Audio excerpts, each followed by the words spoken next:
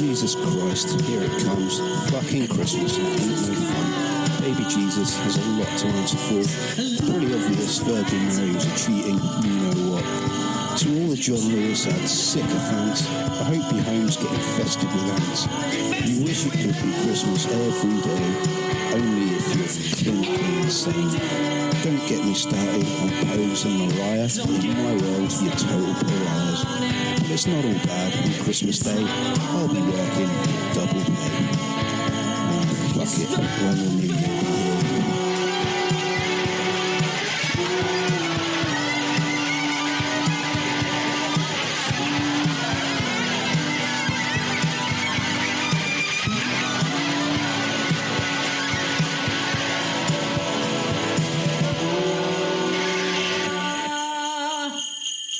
Merry Christmas, Funketeers, and welcome to episode 8 of the Cacophony Sessions podcast.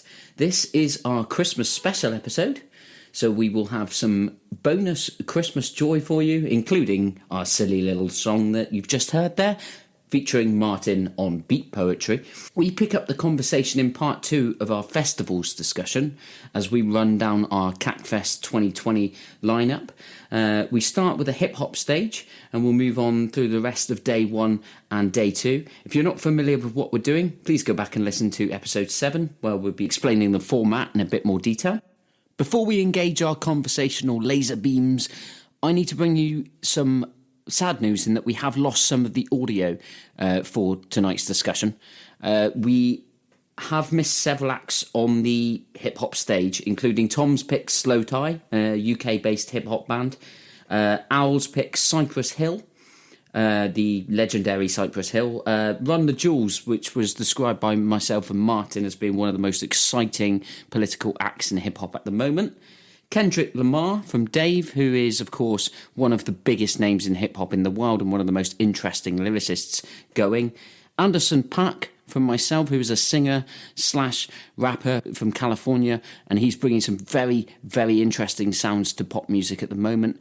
So join myself, Dan, Tom, Martyn, Dave and Alex as we host your Christmas special. Please enjoy. You join us in medias res as we are discussing UK legends, The Streets. The reason why I picked The Streets is because I tried to pick acts that I'd seen live that I enjoyed, and The Streets supported Muse at Wembley in 2007, and they were just fun. It wasn't dark, it wasn't deep, it didn't feel offensive or oppressive. Like, I find quite a lot of hip-hop, because it's quite verbose, and often the themes are very, very dark, I find it quite oppressive to listen to. And I like something a little bit more upbeat, and I think The Streets do. Mike Skinner does that really well. And they were fun live, and it was a really nice sort Dry your eyes, mate. Yeah. I mean, it's just easy listening, isn't it? You know, it's festival music because he has a few songs that everyone knows. I mean, I quite like The Streets, but what's that one song? It's like Lights Are Blinding My Eyes. Or something? Blinded by the Lights. What's it? Blinded by Lights. That's the one song of theirs I think's genuinely brilliant, and everything else I'm pretty on board with. I mean, I've listened to all the albums, and they're all really good. I think there's a lot of filler, to be fair. Original Pirate Materials the first, wasn't it? Then it's Grand Don't Come For Free. Those first two were great albums. He's a clever guy, man. He's a really clever guy because he just makes the most accessible music to young British people, because it's just he's not talking about things that young people don't know about. He's talking about things that they do know about, like, you know, splitting up with your girlfriend, but he's this in all the kind of jokey way. It's just like, he's not really rapping though, is it? No, well, like it's kind spoken of like word. It's kind of like working class poetry, isn't it? Yeah, like, which is rap. Which is rap. Just that the British do it differently, because in 1980 we had John Cooper Clarke. Look, if it doesn't rhyme, it's not rap. That's my new rule.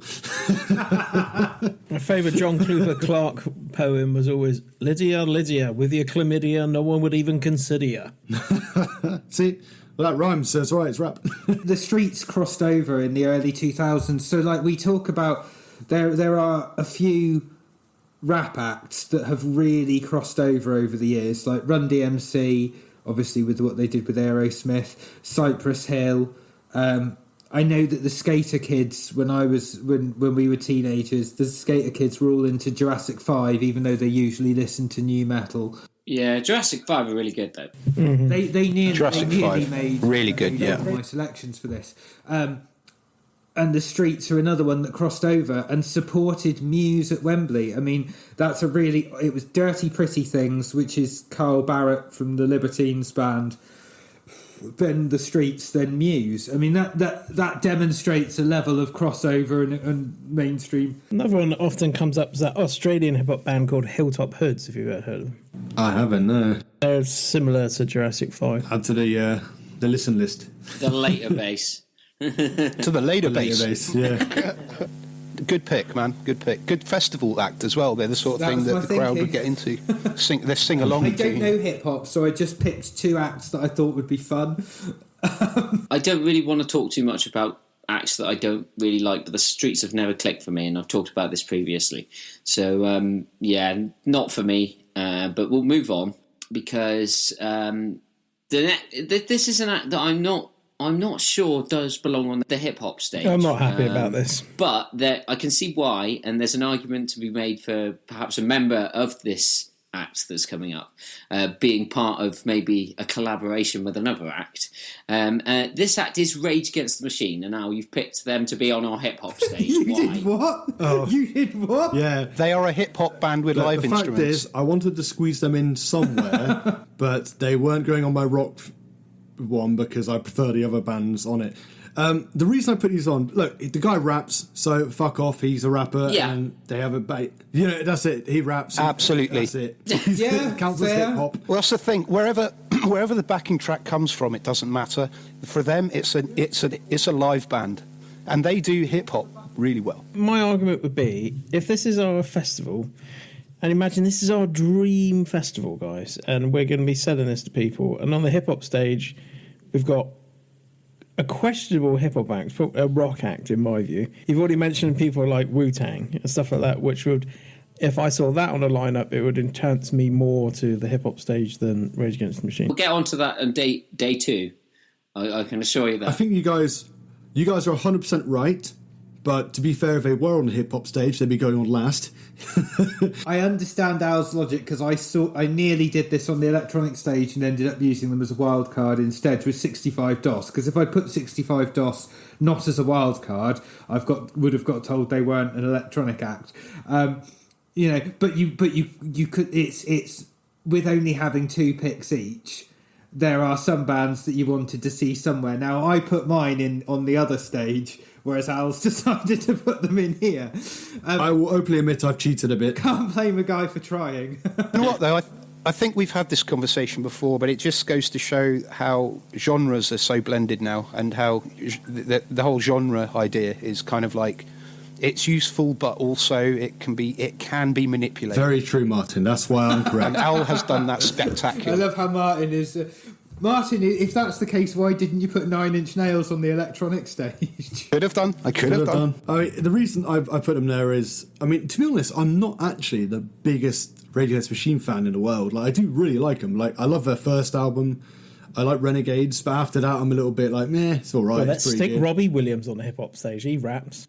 Like serial monogamy. You could shake your rude box. Yeah. Well, it gives everyone a bathroom break, I guess. The reason I have put them on is, I mean, if you guys have ever seen, I've never seen them live, but if you've seen any video of them, video live, all of their gigs now are festival stages, and when you're there live at a festival, the best experience is just when there's just a wave of people jumping once it kicks in. Rage Against the Machine are that band. There's something to be said about bands where the riff is quite simple, but it's something that everyone can nod their head to. And it's Rage Against the Machine, like, I can't think of any song of theirs you wouldn't, once it kicks into that main riff, like, it just goes ballistic at a I festival. find Pantera a bit like Oh that. yeah, Pantera exactly like that. The thing is, what you also got to remember about Rage Against the Machine is Tom Morello does that DJ scratching thing on his guitar. So they count. Okay. 100%. In fact, the fact they're a rock band is wrong. They're in fact a rap band, an R&B band. I class them as funk They're a metal. jazz funk band. I'll quite happily have them on the hip hop stage because I would like to see them. I would have them there in the form of a collaboration between Zach De La Rocca and Run the Jewels. There aren't many huge bands which are kind of on my list anymore. Like I would actively go travel around the country to go see, but Rage Against the Machine is still one of them. And I would love to. I mean, just to be there for like the Killing in the Name. Fuck you! I would do what you told me. Like, fuck me, that'd be amazing live. You know, I just hear bomb track. Do, do, do, do, do, do, do. Don't you dare chew that cable, you little bastard. Oh, sorry, I wasn't talking. Tom has a dog, everyone. I didn't. He was trying to eat the power cord to my laptop.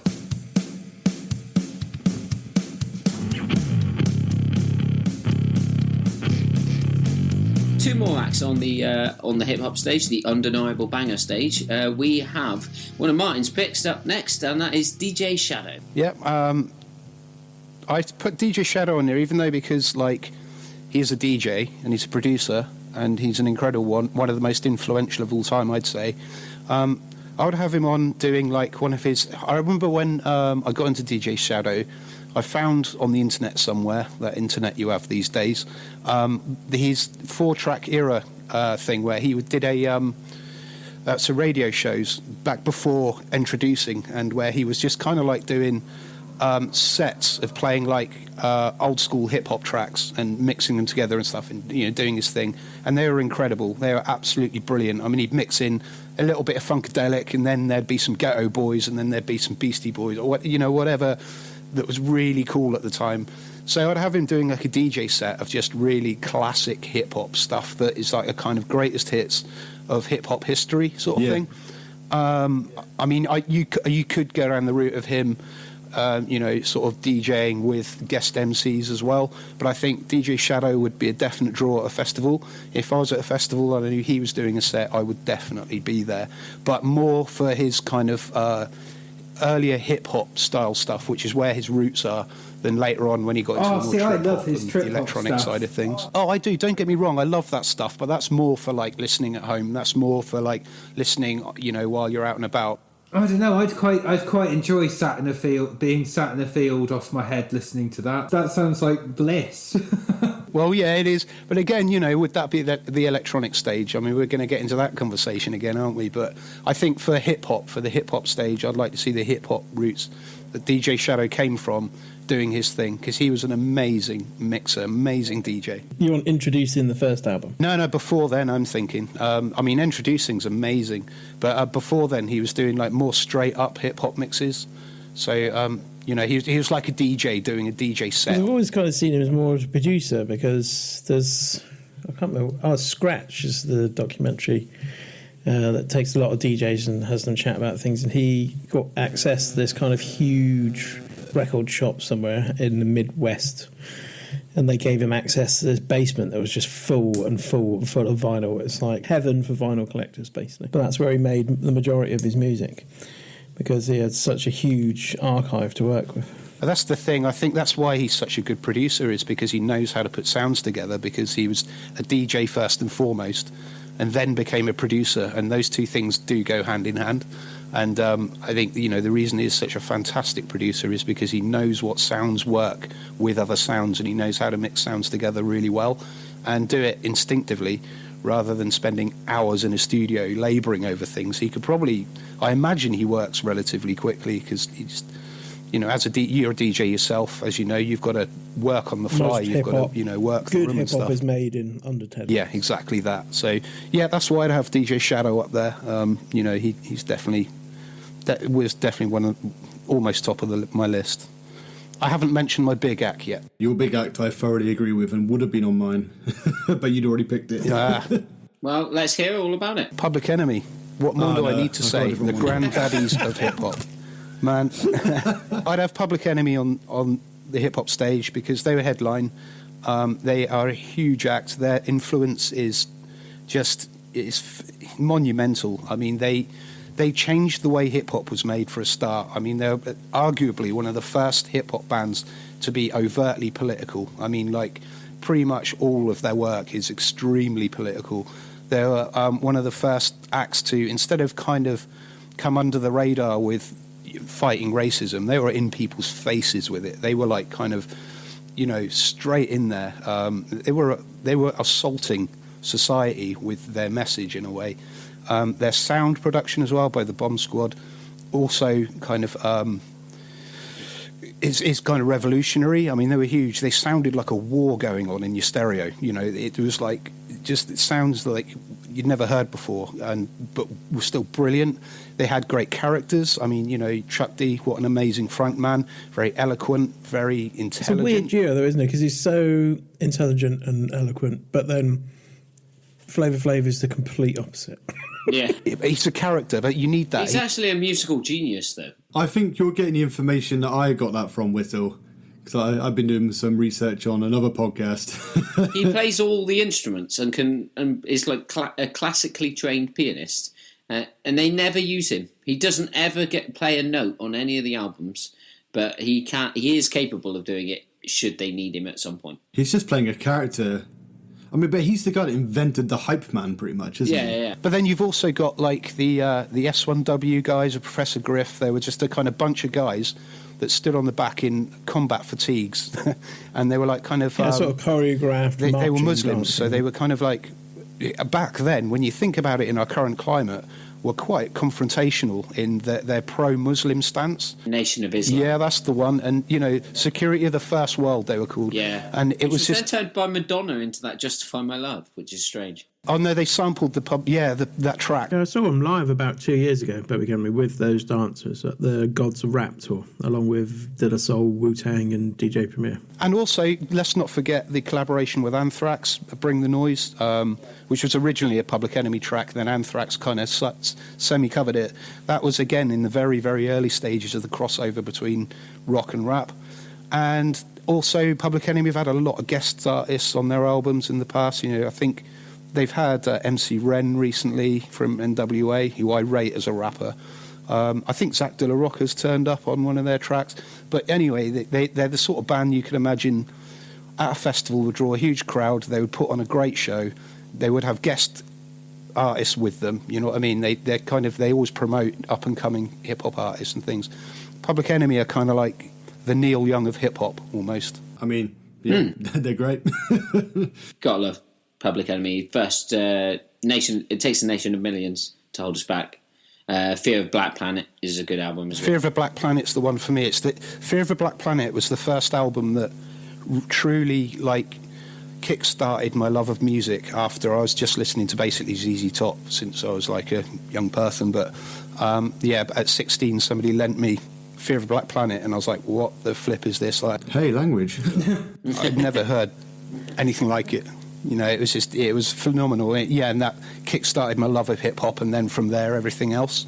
So, I owe Public Enemy a lot. Yeah, they're very good. I mean, you can't dispute the fact they belong here, and they're still active, so yeah. And their logo is great, too. Next up, and finishing the hip-hop stage is Kanye West. Boo. Dave? How the hell is that controversial? Well, he's just a controversial character, isn't he? I love Kanye, and I think he's done some great stuff, but there's no denying the fact that he is. Well, he has had crazy. a mental breakdown, obviously, yes. And I think that adds to his genius, but I think he's definitely a controversial figure. He's very polarising. I think he makes to a lot of people. great records. Yeah, and they are start to finish, old school, story-driven. Each project has a narrative and it sees it through. The raps that he says are well delivered and intelligent, and the production is amazing because that's his greatest strength. He was a producer. Yeah. His voice is fairly unique because he was in a car accident, and that's why his first record is called Through the Wire, because his jaw got wired shut. That's why it almost has quite an odd sort of gurning expression on his face that he never used to have. It's a strange cadence, yeah. Some people refer to it state that way. His music's good, but I can't listen to him talk, man. Well, that's. He is controversial in certain ways. I suppose he airs his politics on his sleeve, and he's very knee-jerk reactionary, and he doesn't really back down very easily, and he always needs to be back in his own corner. But then again, he's kind of come from nothing, and aside from doing a few collaboratory tracks with people, he's kind of had to be that way because that's the hip hop world. You don't really get very far by being meek. So, and if I came to the conclusion that I think he's one of the best rappers when I had a conversation with somebody saying, who do you think has the best body of work in hip hop? Because you can have this conversation with who's the best rapper. Tribe. Yeah, they're a band, a singular rapper who's got the best body of work. I'd actually go with, Kanye's done definitely three albums. Like, I am not a hip hop fan, okay, at all. Kanye has done 3 albums that I've listened to heavily. That says a lot. Like, what's the name of the album with the red front cover? It samples 20... My Beautiful Dark Twisted Fantasy. Yeah, that's my favourite Kanye album. It's one of my favourite hip hop records because I'm not... It's my favourite album. Yeah, because it's so... It's really clever. It's eloquent. It's really, really good. 808 and Heartbreaks is great. Jesus is great. Pablo's great.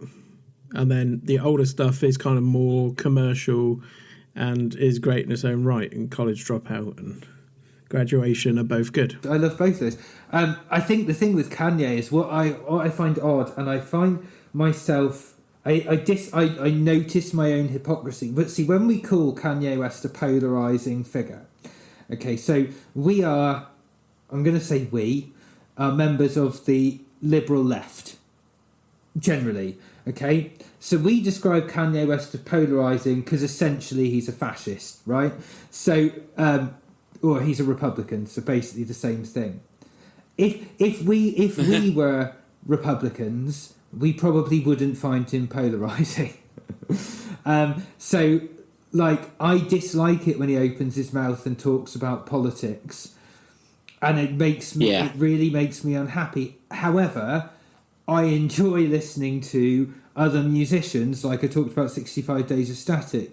So I think we have to suck it up. If we want to deal with the art, we have to deal with his politics. And yeah, we talked about this on the Michael Jackson episode. In a similar vein, you've got to separate the art from the artist. And you've also got to fight for free speech as well. The guy has every right to say what he wants to say.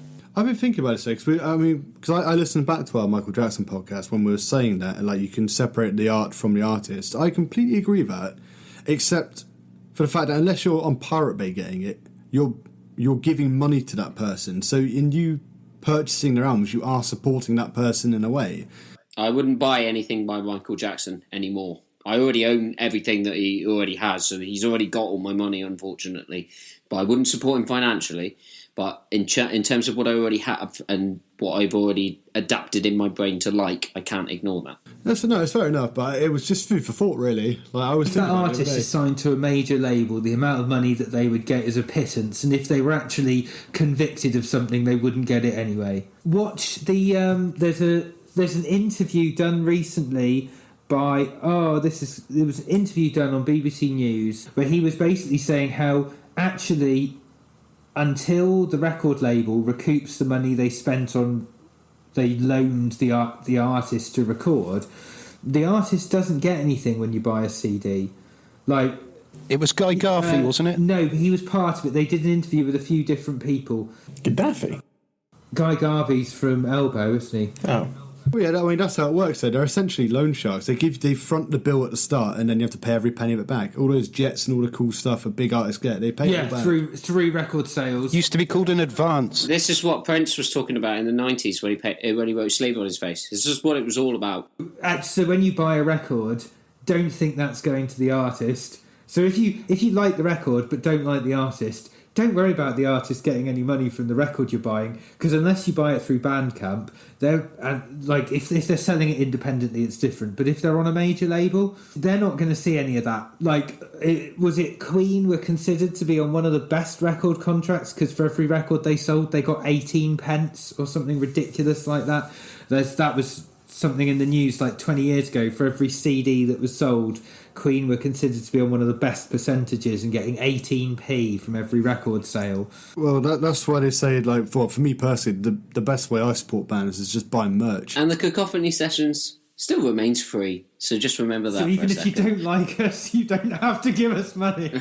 So if you want the Martyn Lay gold cock ring, they are in short supply. Great present for Christmas. Merch is on the way. It's a fine item. Final thoughts on Kanye West? Great musician. Genius. With his music, I think I haven't really heard enough, and because, here we go, it's not aimed at me, I don't think. You nailed it right on the head there, mine. No, I really appreciate what he's done. I mean, he's made a great career for himself, coming from nothing and everything, but I think he falls, for me, in that area of artists who are extremely highly hyped, and they're like kind of so well known that I'm kind of immediately put off in a way, because I kind of, in my subconscious stupid hipster alternative mind, it immediately goes into my mainstream category, and that's probably wrong of me, and I'm happy to be, proved wrong with I was that. the same with him until his latest string of albums. Like, I just considered him a fairly mainstream act that I enjoyed the first couple of albums, and then the subsequent string of 4 or 5, I was like, okay, something's catastrophically shifted here. I'll have to give him a go, to be honest, because I'm kind of with Martyn, where I never really got I never listened to any of his albums. I just didn't like any of his singles one after the other. I hate Gold Digger. Okay, all of his good songs have never been a single. Yeah, well, that's what I mean. That's why I've never been drawn to listen. Also, his latest project that he's doing at the moment is a completely gospel-based concept, when he takes 100 gospel choir members and does Sunday service, which is a completely live, gospel spiritual choir recorded at each venue, and releases those.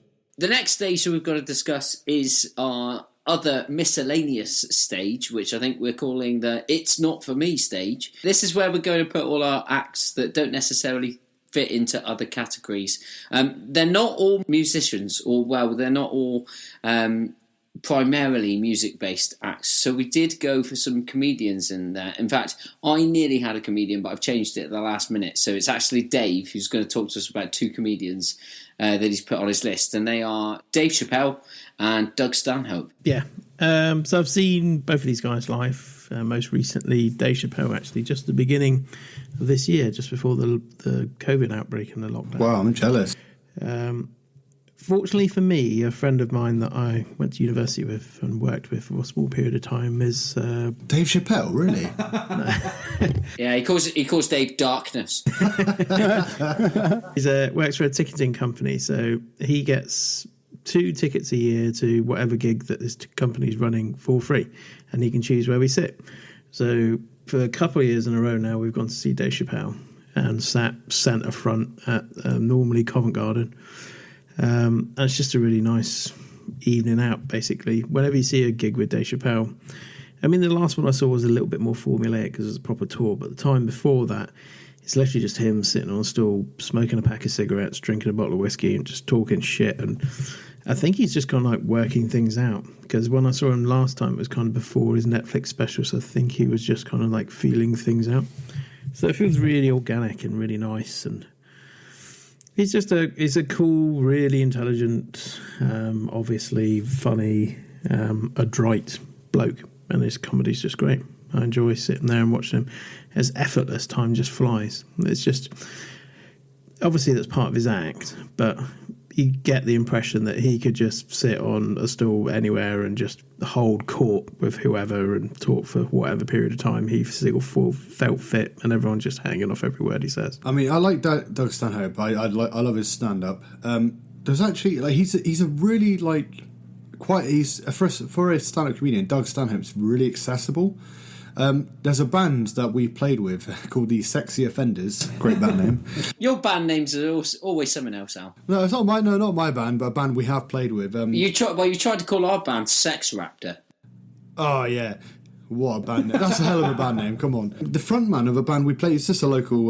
They're just a local Plymouth band, Sexy Offenders, and the singer, he's called Tom Latimer. I remember him showing on Facebook, just saying, "Oh, Doug Stanhope's on my podcast."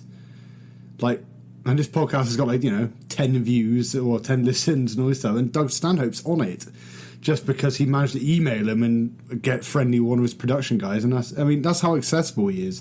Doug Stanhope has legendary parties. He lives in somewhere in Texas, I can't remember, some proper small town in Texas, and he just has some like crazy parties where literally anyone can have access to him. He's just one of those guys who just likes getting fucked up and meeting random people, and his stand-up kind of shows it as well, to be honest. Well, Mr. Stanhope, if you are listening, we need your undeniable banger and your favourite year in music. Please. Get back to us on Twitter at Golden E Pump. He doesn't drink Jägermeisters anymore, I heard in one of his fairly recent specials. He says, a 45-year-old man who drinks Jägermeister is just too tragic, he said. I like his catchphrase on the Charlie Brooker show. It's like, my name's Doug Stanhope, and that's why I drink. Yeah. Story about him and his brother basically euthanizing his mum is incredible. Yep, I've heard that. It sounds very good. horrific, but it's so funny. But alas, we are a music-based podcast, so primarily most of the acts on this stage are still music-based. Just as a wrap-up, I have chosen comedians because of the sort of British ilk of putting comedians on before punk bands in John Cooper Clarke times now, to bring him up again. But that's what I used to do at festivals I run. I always thought it was a good thing. Warm people up with a bit of comedy, then a bit of music when they're a bit pissed later. It's very much like a variety show. It comes up in our day 2. It's going to come up, so I'm not going to say any more about it yet. We'll get onto that shortly, but most of the acts that we have gone for on the stage are actually still musical acts. The first one of which is one of Al's picks, and they are the, well, aptly named Cunt and the Gang. Oh, yeah, Cunt and the Gang. Oh, man. They are funny. I have listened to them before. Well, it's one guy, isn't it? It's just one guy. Yeah, I've seen him live at the Underground. Yeah, I actually missed that gig because I was supposed to go to my friend Ed's birthday, but I was working and I missed it, and I'm devastated to this day. I actually listened to his audiobook on Audible. You can get his biography. And, yeah, he's got some stories. He's one of those guys where he's musical, so he can go on a festival. I'm not a big fan of musical comedy, to be honest. I hate Bill Bailey and stuff like that, because I think it's quite easy to just say mildly amusing things to a riff and people laugh. But for him, his entire thing is that the music is complete terribleness. Very like 8-bit sounding, isn't it? Like, you know, it's like he made it on like the first ever iteration of Cubasis or something. Yeah. But they're just genuinely funny. Like, use my arsehole as a cunt. I mean, that's like, you know, like, go on then, just this once, use my arsehole as a cunt. Use my arse, use my ass, use my arsehole, use my ass. And my favourite song by his is actually Lonely Wank in a Travel Lodge. So it's actually really, really good. It's a really good tune, actually. And you've got and his other songs like The Wrongy and Watkins. Yeah, I was going to mention that one. H as opposed to Lost Prophets. Yeah, exactly. There's so many good songs. He's like, if you just go on YouTube and just listen to everything he has on YouTube, like, not one of them won't make you laugh. For a miscellaneous stage at a festival, he'd be absolutely perfect. I mean, he's actually massive in the punk scene because he does a lot of gigs. Like, he does a lot of support acts, or he has a lot of support acts which are actually punk bands. He even has I think he's got an album called Cunt Goes Punk as well. So like, he even does more musical stuff. Like, he can't sing, he can barely write music, but his lyrics are genuinely hilarious, and I would love to see him live, and I think it'd be brilliant at a festival. Next on the list is a band which may be a bit more accessible, and it's one of Martyn's picks. It is LCD Sound System. Well, here we go. Again, one of the reasons I picked them, I mean, all of the bands I picked for this festival, I imagined bands that would go down well at a festival, and also my other rule were there were bands that I'd not seen but would really love to. As you all know, LCD Sound System, they're a genre-straddling band. They cater for fans of almost any genre, you know. I mean, they're primarily kind of, you know, indie, but they just cover so much. I mean, I would find it very difficult not to have a really good time watching them, no matter what mood I was in, because you know, I might be in a mood for, you know, dark industrial rock, or I might be in a mood for ambient or shoegaze or whatever, but they kind of encompass everything. They encompass everything from, like, you know, electro to, you know, post-punk, hip-hop, everything. And they also put on a really great live performance. They have great musicians who are all great to watch. They all know what they're doing. It's a full band. I like seeing kind of a stage full of musicians all doing different things, all having their own part to play. It is great to see bands like Three Pieces. They give off a lot of energy in their characters or whatever. But sometimes seeing a band where there's a lot of them and they're all doing something different, but it's all important. It's almost like watching an orchestra in a way. And it's also, down to one guy. James Murphy is a bona fide genius. I think he's incredible. I think a lot of people know their famous stuff. They know their famous tracks like, Losing My Edge back in the early days, or American Scum, or whatever. But they have quite a lot of really nice songs as well. Like I Love You, New York, But You're Bringing Me Down, and All My Friends. And, it's really strong songs in their own right.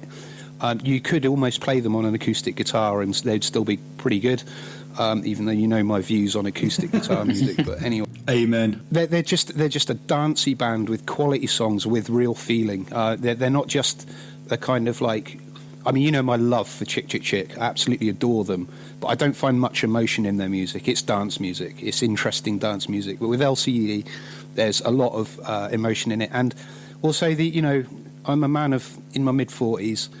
So is James Murphy, and quite a lot of his later songs are about at one time being the cool kid in the room and now being the granddad standing in the corner going, what are you lot listening to? You know what I mean? He's kind of got that midlife crisis kind of edge going on, but he makes it cool, so I'm unapologetic about being middle-aged now, thanks to James Murphy. Pride in it. But yeah, it's just a fantastic band, and I'm so glad they reformed, and I really hope I get to see them. Of course, Martyn has LCD Sound System as the first playing track on his MySpace page. Gotta keep it real with the kids. Our next act up on the other stage, the It's Not For Me stage, is one of Tom's picks. It's This Will Destroy You. Yeah, as you guys are well aware, my big love is instrumental rock music. And the thing with a lot of the instrumental rock music is that I didn't think it would fit in with the rock music that we picked out for the rock stage in general. So I put this band here because I've seen this band live twice. Once when I was at university, it was about 2006, and I saw them play in Exeter Cavern, and it was pretty mind-blowing. And then I saw them at Arctangent Festival again in either 2014 or 2015. I think we should drink every time Tom says Arctangent, by the way. I'm going to be saying it a lot. So, yeah, get ready to drink quite a bit. Go get yourself some refills. Yeah, get yourself some I refills. do not want to go to that festival. It's got too many of Tom's cardigan-wearing bands. There's quite a lot. Actually, there's like Meshuggah headlined one year. So I don't... Yeah, they have one or two metal ones. They had Converge. Yeah, they year, did. And Dillinger Escape Plan. They normally have at least one stage worth of really heavy metal bands. They've always got like 3 or 4 bands I want to see, and then the rest is just, like you said, the rest is just how many distortion pedals and ambient noises can we make and make it a concert. Oh, no, see... And what is wrong with that? There's a lot of... They have a lot of like weird abstract electronic stuff. It's a really fun festival because there's only like 5,000 people. They have great food. The stages aren't far away. You can take your own booze in. It's great. Thoroughly recommend it. I will be going again next time it's on.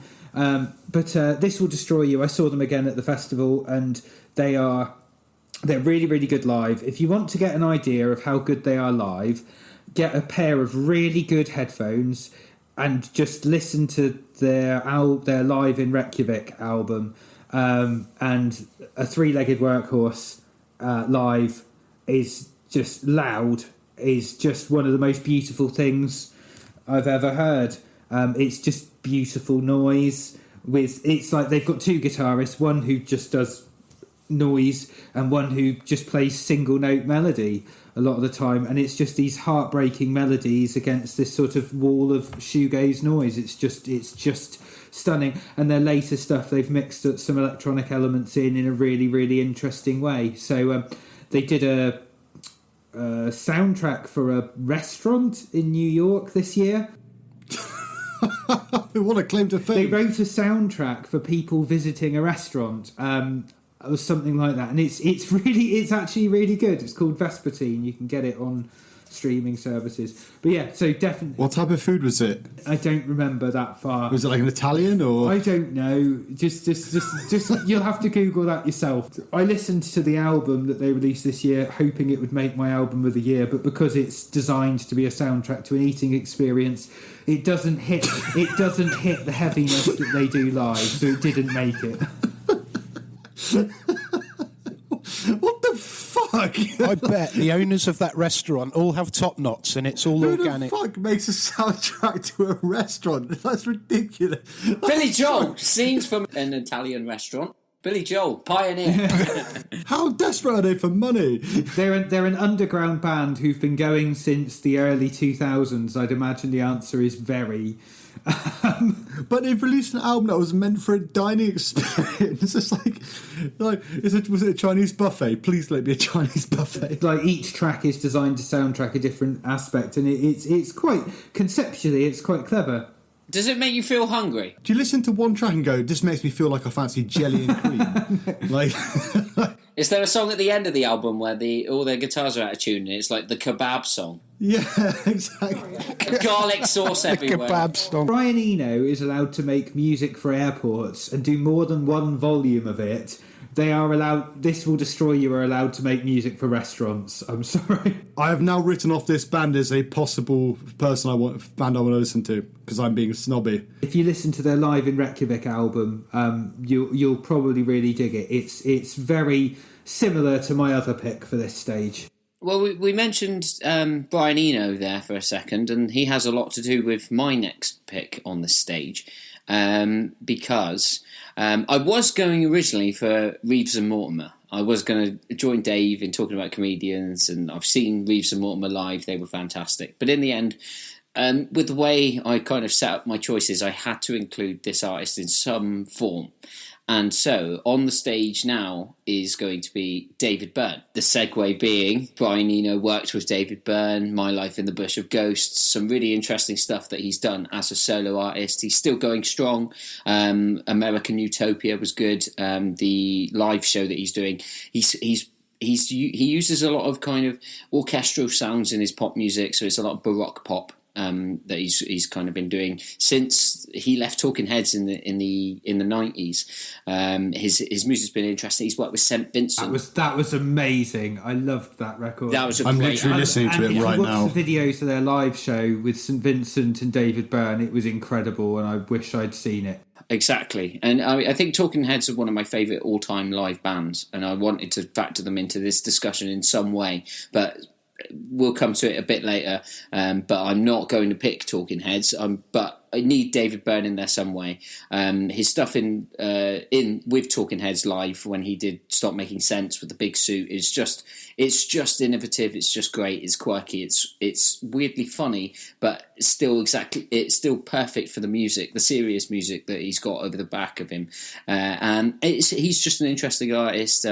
He's quite an activist. He does a lot of in the community of cyclists. He's a big pro cycler, but he's always got a good concept down up his sleeve as David Byrne, and it'd be interesting to see what he brought to this kind of scenario.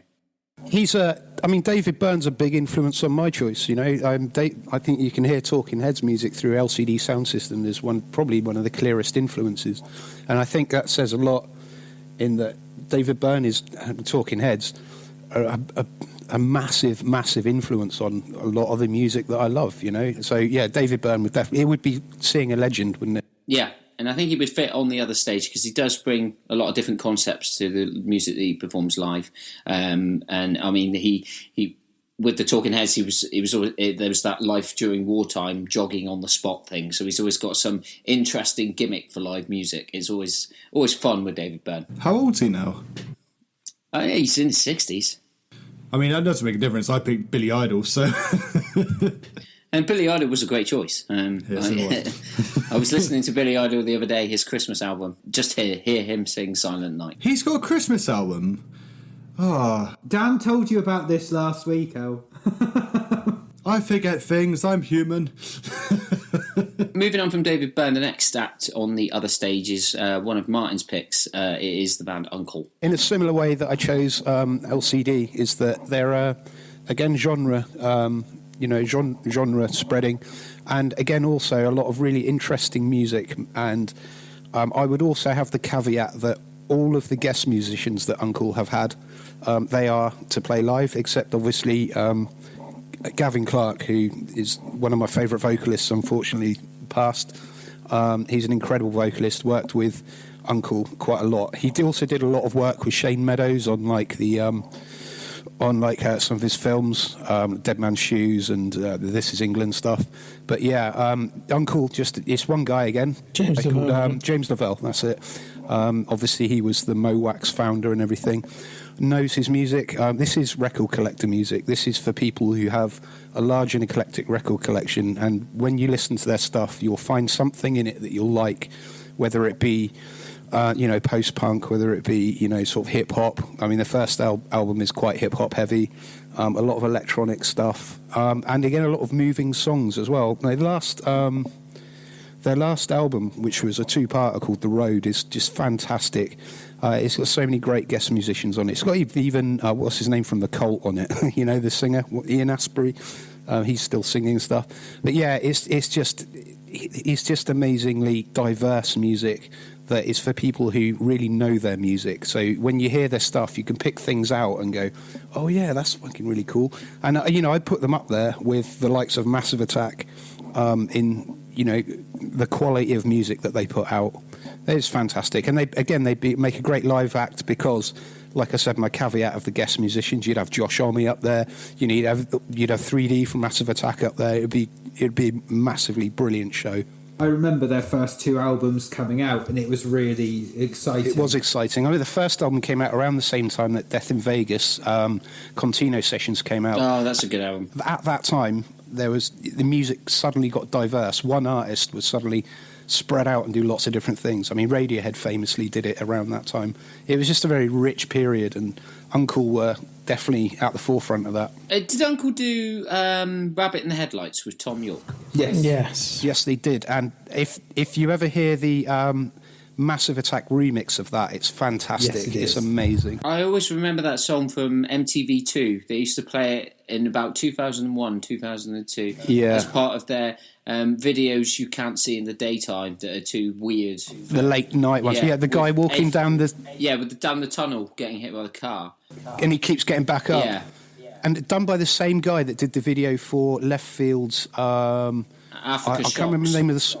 Yes, where the guy his limbs keep falling off. He keeps getting broken as he's running around, Jonathan Glazer, I think it was. And their album art was a couple of done by the Japanese graffiti artist Futura. Again, I think that what Dave just said there also ties in with the ethos of music back then, that it wasn't just the music, it was a kind of wider art project.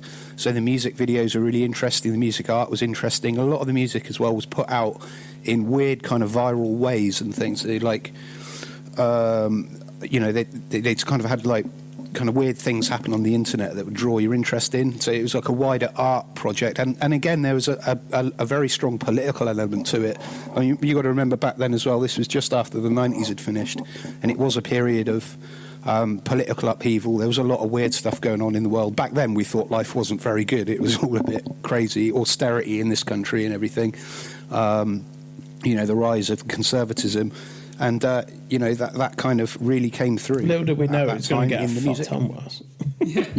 Yeah, we didn't know back then, did we? But, there it is. It can only swing back.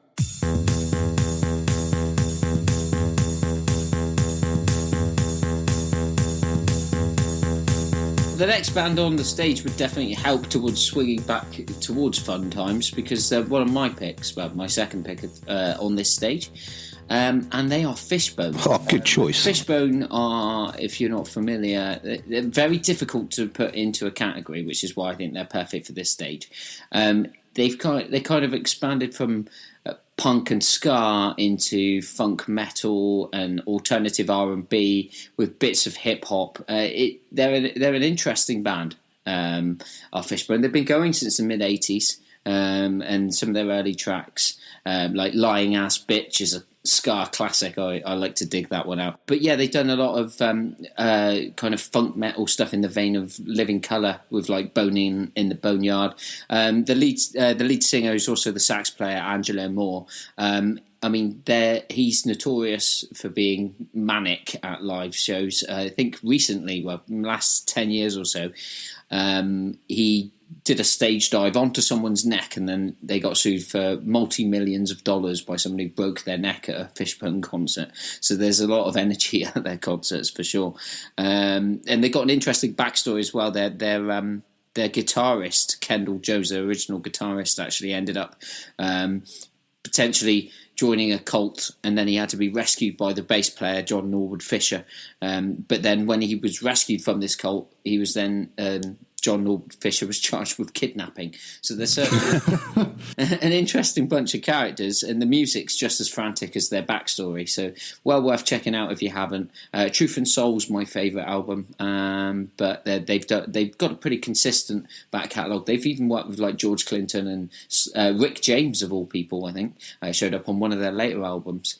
So definitely a band worth checking out. I think I'll have to. The album for me is Give a Monkey a Brain and He'll Swear He's the Centre of the Universe. That's a great album. It is. That's when I first heard Fishbone, and it was because I heard the first track, Swim, on the Friday Rock Show on Radio 1 or something like that, and it's heavy as hell, and I bought the album on that premise and listened to it. I'd already listened to Living Colour, so I was already aware of that style of music, but yeah, and then the next track is like this kind of sort of funk soul thing, and it's such a great album. Actually, the next track on it isn't. It's another heavy metal banger, but it's diverse all the way through, man. And there's some real real strong Parliament funkadelic influences. Yeah, man, Fishbone, I'd definitely go and see them. I'd be stage diving as well, man, straight away. Did a great cover of Everybody is a Star by Sly and the Family Stone, which is already a classic, but it's got Gwen Stefani with George Clinton and Rick James, so that's an interesting lineup. Next on the list is Tom's second pick of the evening for this stage, and they are the Nordic Giants. Again, it's another band that I first discovered at Arctangent. They've played there most years. Drink. Yeah, absolutely. Drink. I told you it would come up again. You were warned to get a refill in advance. Anyway, one year I took my dad to see this band, and they were playing directly before Godspeed You Black Emperor. Godspeed You Black Emperor are an amazing band who are renowned as being amazing live. I think they were on The Guardian's 10 bands you need to see before you die, which is quite an accolade for a heavy instrumental post-rock band. But anyway, I took my dad to see this band live, and my dad was very into music in the late 60s and early 70s, and he saw Black Sabbath and Led Zeppelin and Cream at their prime, and he walked out at the end of Nordic Giants, and his first comment was, "That's the greatest live show I've ever seen." It's two guys.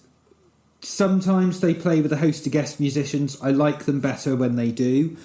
And they have video projections, and it's just epic. It's a piano player and a drummer making beautiful compositions with amazing videos. As a live experience, there's nothing else really like it out there. They are amazing. Well, so there are lots of other bands that play to video projections, but there are very few other bands, actually I don't think I've seen one, who use them to tell the story of the music in quite as interesting a way as Nordic Giants do. And yeah, they're just amazing live, and everybody needs to see them. They are mind-blowing live, and the music's great as well, but it's just as a live experience, it's fantastic. I love their albums, but live they're just... I mean, when we knew we were doing this, I did look up quite a few live performances of them, and it did look incredible. Like, for what it is, it looks good. What your dad said, he said it's the best show I've ever seen. That's my only thing I would critique about them, where it's less of a band and more a performance, if you see what I mean. It's almost like it felt to me more like a stage performance, if anything, just because of the screen and all the show. And there's only two of them, and they don't really do interviews, but I remember an interview with another band who were very I think it was an interview with Godspeed You Black Emperor, actually, about why they use video projections, and it's to do with the fact that they don't move on stage. So No. it's to make your performance more interesting. And the thing with Nordic Giants is there are only two of them making music, and I think the music is made first, and it's then that discussion of how do we perform this live? Do we even bother? Because there are plenty of acts who don't perform live or very rarely do. I think Uncle are an example of that. I'm not sure they have a particularly famous live show. I'm sure it'd be great if there was one. But so I think they decided they were going to perform it live and then worked out how with two of them they were going to make it interesting. Because watching a guy sat at a piano and a guy sat behind a drum kit, if it's in predominantly instrumental music using guest musicians, isn't exactly going to be entertaining otherwise. So I think they do a very good job of bringing their music to life in a performance setting. Oh yeah, the videos definitely match the feel of the tune. It's definitely. And rounding off the It's Not For Me stage is, they need no introduction. They are the Brazilian metal gods that are Sepultura. Al? Okay, I was unclear on the rules where I could have wild cards and stuff for people that are dead, reforming, all this stuff. So I just put these on the random ones. I couldn't think of it. I'm going to use my wild card and put the 1991 to 92 era of Sepultura on the rock stage, if that's all right. Because I'm in, unfortunately, I talk to you guys about hip hop, pop, dance, a lot of, alternative rock and all this stuff. But my main love in life is thrash music. I fucking love thrash metal. Absolutely love it. And for me, the Arise era, the Arise album, of Sepultura was the peak of thrash music for me. It is great. I did download it and listen to it. It is a very good album. Undeniable banger. Oh man, if you ever want to see just a cool live DVD, get the Sepultura one. I think it's, if you can just YouTube it now. It's just live in Barcelona, and I think it's 92. And that there just encapsulates what thrash metal is and how. Oh man, I would give my left nut to watch that live. I love Sepultura, especially Arise and the Beneath the Remains and the albums before. I really love that era of thrash metal, and those guys I would give anything to play, just to see live, just in that era. I mean, yeah, it's just thrash music. You can't go wrong with thrash any festival, any concert ever. If you'd like to get a bit pissed and just go a bit mad, that is the genre. And there's a reason why they were so popular, because they were just that good at the time. I mean, the drummer's incredible. To be fair, Max's vocals aren't good. It doesn't matter. You can have a high pitched squeal and no one would care. The riffs are just so crushing, and oh man, I just love fucking Sepultura, man. I love them. If I was going to change it now, and that could be my wild card for just a random bands on a stage, I'd probably put one of my favourite bands on it, and they're called Horse the Band. Oh yes, man, yes. I love Horse the Band. They haven't released any oh god, it's going to annoy me now. Please excuse me, but their album, I think it's let's get the Cacophony Sessions fact checker out of the cupboard. It's going to annoy me now because. Yeah, their album Desperate Living and A Natural Death, those two albums there, 2007, 2009, in my opinion, some of the best albums ever written. I mean, they're basically a metalcore band, but they refer to themselves as Nintendo core.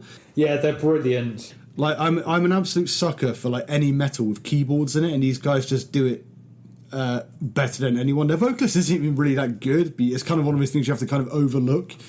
But they're one of those bands where they very rarely stick to the usual verse-chorus sort of routine, and it's just the riffs are class. They've got some really good songs, and they're one of their newest singles. They song Shapeshift off their newest album, which is annoyingly 2009. And although they recently released something new, which I haven't listened to yet, but if you want to just go on YouTube and listen to that, you'll get an idea of what they're all about. And I just think they're one of those bands where they're incredible. They don't take themselves too seriously. They've written an entire EP about pizza. Personally, I think they're they're the greatest unsuccessful band that I've ever lived. I just absolutely love them, and they're just one of those bands I would just do anything to see live. I mean, I think they're kind of they're one of those bands that are obviously part-time, so they don't make enough money off what they do to actually make it a profession. So it kind of they unearth themselves every 4 or 5 years. Like, they're so unsuccessful. I mean, I remember their newest album, they had to, I think they were with Vagrant Records for Desperate Living. They were with Vagrant Records, and the only reason they managed to sign with Vagrant Records is because they said they'd pay to record their own album and pay for their own tour, and the only thing they had to do was distribute it for them. That's the only way they even got a record deal. And yeah, just listen to them. If you kind of like metal with some keyboards, and that's for me, it's the tits. I absolutely love that band. But Sepultura is better. Like 91, 92 Sepultura, before Roots, and they started ruining it by going overly simplistic. Yeah, any festival will be happy to have them. Boom. I'm on your side there, man. Yeah, Arise is a fucking classic. It came out just when I was at the last stages of my love of thrash, when I was into Anthrax and Megadeth back then.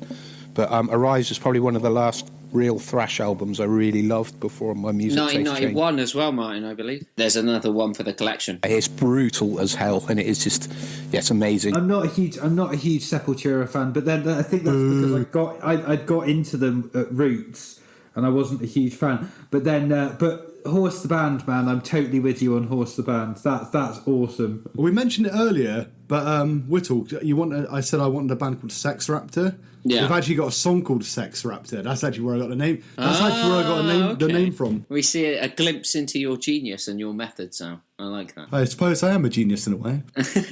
So that was day one of the festival, all the active bands. We've run down, given you quite a lot of examples of some good live performances and generally discussed. So we wake up on day two of the festival, which is the day in which Cacfest presents all the artists that are no longer performing for whatever reason. So we'll go down there. But there has been a casualty in that at day one of the festival, we appear to have lost Dave. We can't find him anywhere. We imagine he's in a tent somewhere. But we'll have to crack on in his stead as we finish tonight's episode. Before we start, I've thought, has anyone got any good festival stories? Because I was thinking about this, like, because I've got a fair few, because I always find festivals bring out the worst in me.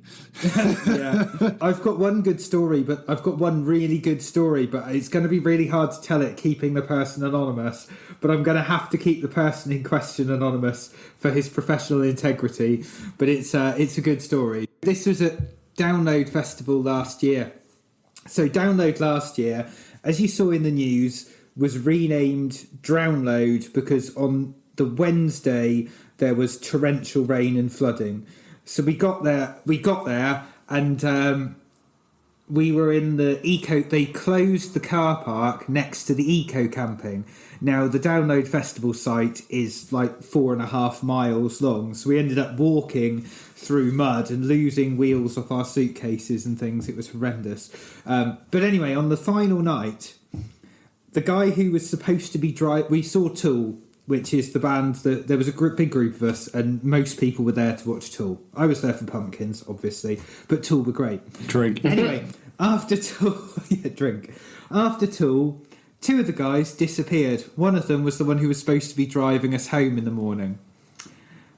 At 6 o'clock the next morning, one person arrives back to the said designated driver, arrives back to the tent, and falls through a camping table and passes out outside the tent in the rain, and didn't wake up until we had to get him to drive home from Download, which is in Derby, or not far from Derby, and that was he was definitely not safe to be driving us home.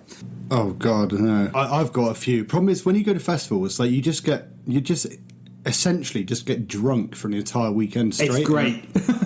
It's pretty great. I mean, I think this might have been Download, where, because you can't bring in your own booze, so I brought a empty 2-litre bottle and filled it to the brim with Malibu. Yes, because it's clear. It was clear, so I could just claim it was lemonade. Yeah. And I ended up, for 2 days, just drank 2 litres of Malibu straight. Problem is, you mess with each other at festivals. So one of my friends decided it'd be hilarious to throw a pasty point blank in my face. Released it about an inch from my face, exploded all over me. This is day number 1. And, you know, showering isn't really a thing at festivals. So I stunk of meat and potato for about 3 days. in my drunk decision to get my own back, I had he had a 2-litre bottle of cider. So I thought it'd be hilarious to pour out half the cider and piss in it. So I poured out half the cider, pissed in the rest of it, told our good friend of the podcast, James, about it as well, who thought it'd be equally funny to pour out another half and then piss in that again. As payback, we watched this guy drink what must have been 3/4 of a bottle, of a 2-litre bottle of piss and cider. And we only told him after he finished the entire amount. So that was that's a fun memory I have. I was a bit younger at the time, so I don't endorse that sort of behaviour now, but I guarantee you there's nothing funnier than watching someone drink over the course of an afternoon an entire bottle of piss. That's revenge.